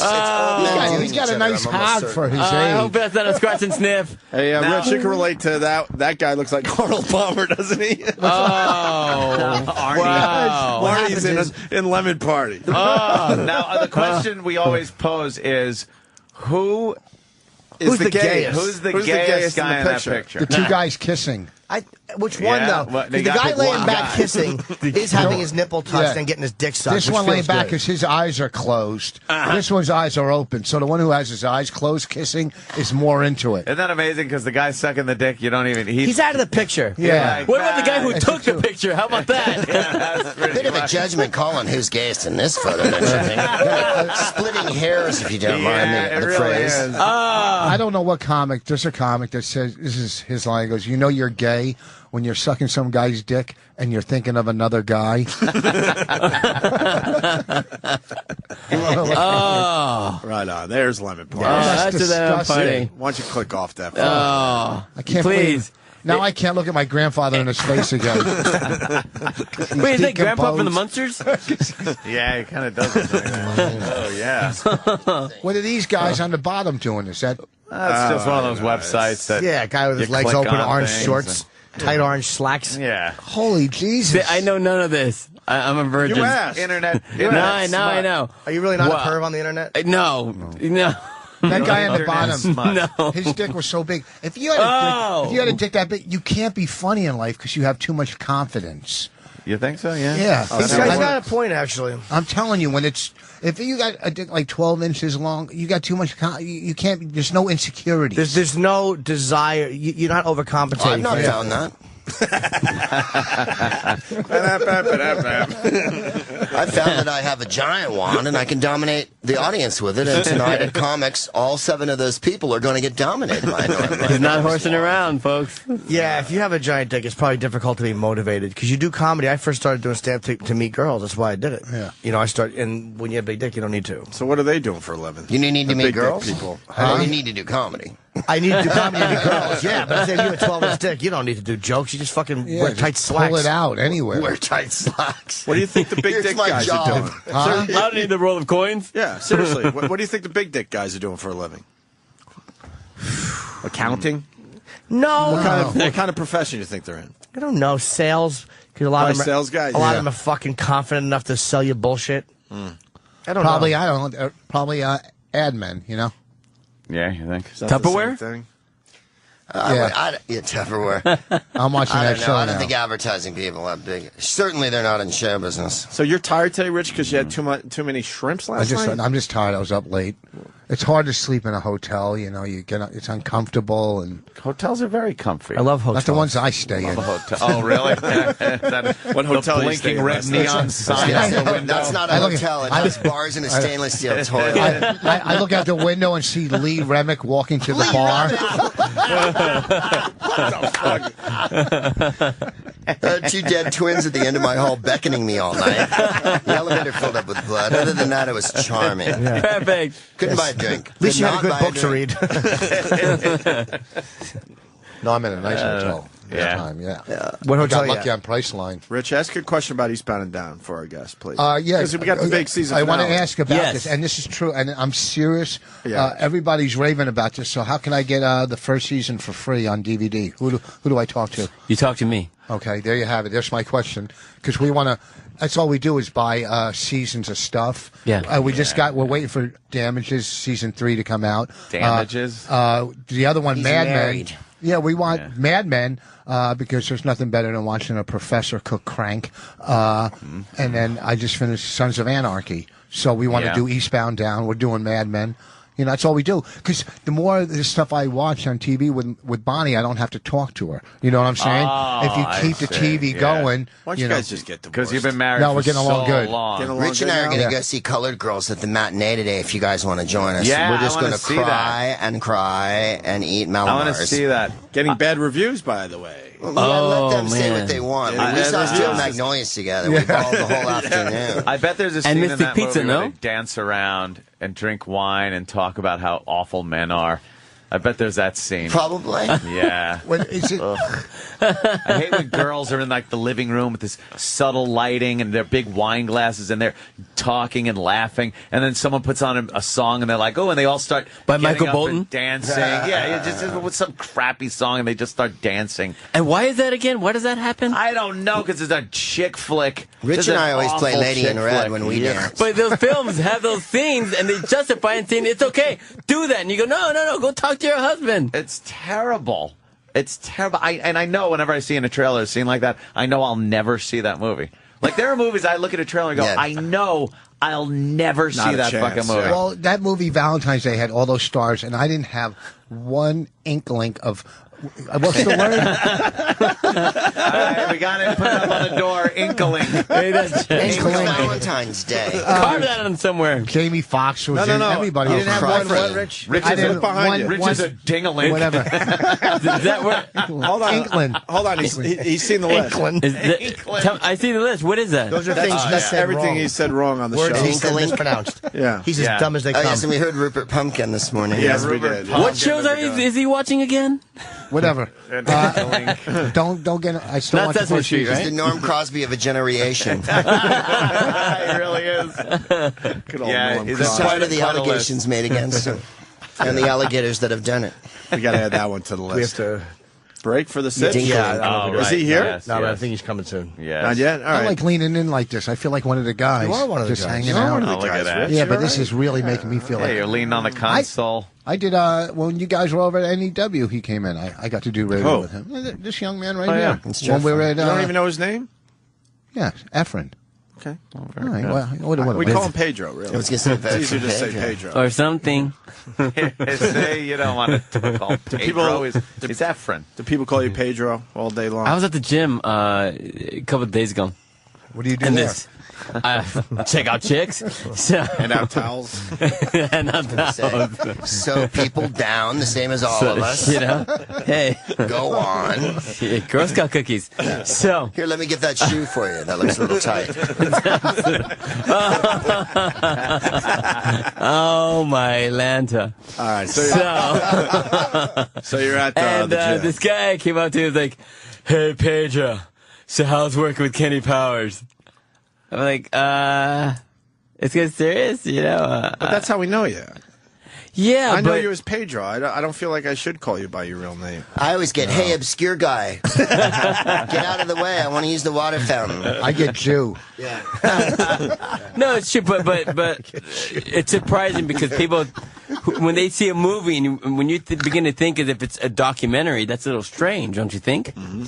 You know, and you figure that you're going, all right, the character that I play on Eastbound and Down is totally different from Pedro. Right. And you go, I think he would put two and two together, but obviously he's not smart enough to do that. People are fuzzy on that stuff sometimes. Sometimes they are. You know, it's a fine line. You can sit in here and say, wow, look at all the money I'm getting from this show and when the cartoon comes out. But then the asshole that won't let you get out of that goddamn character in life, you know what I mean?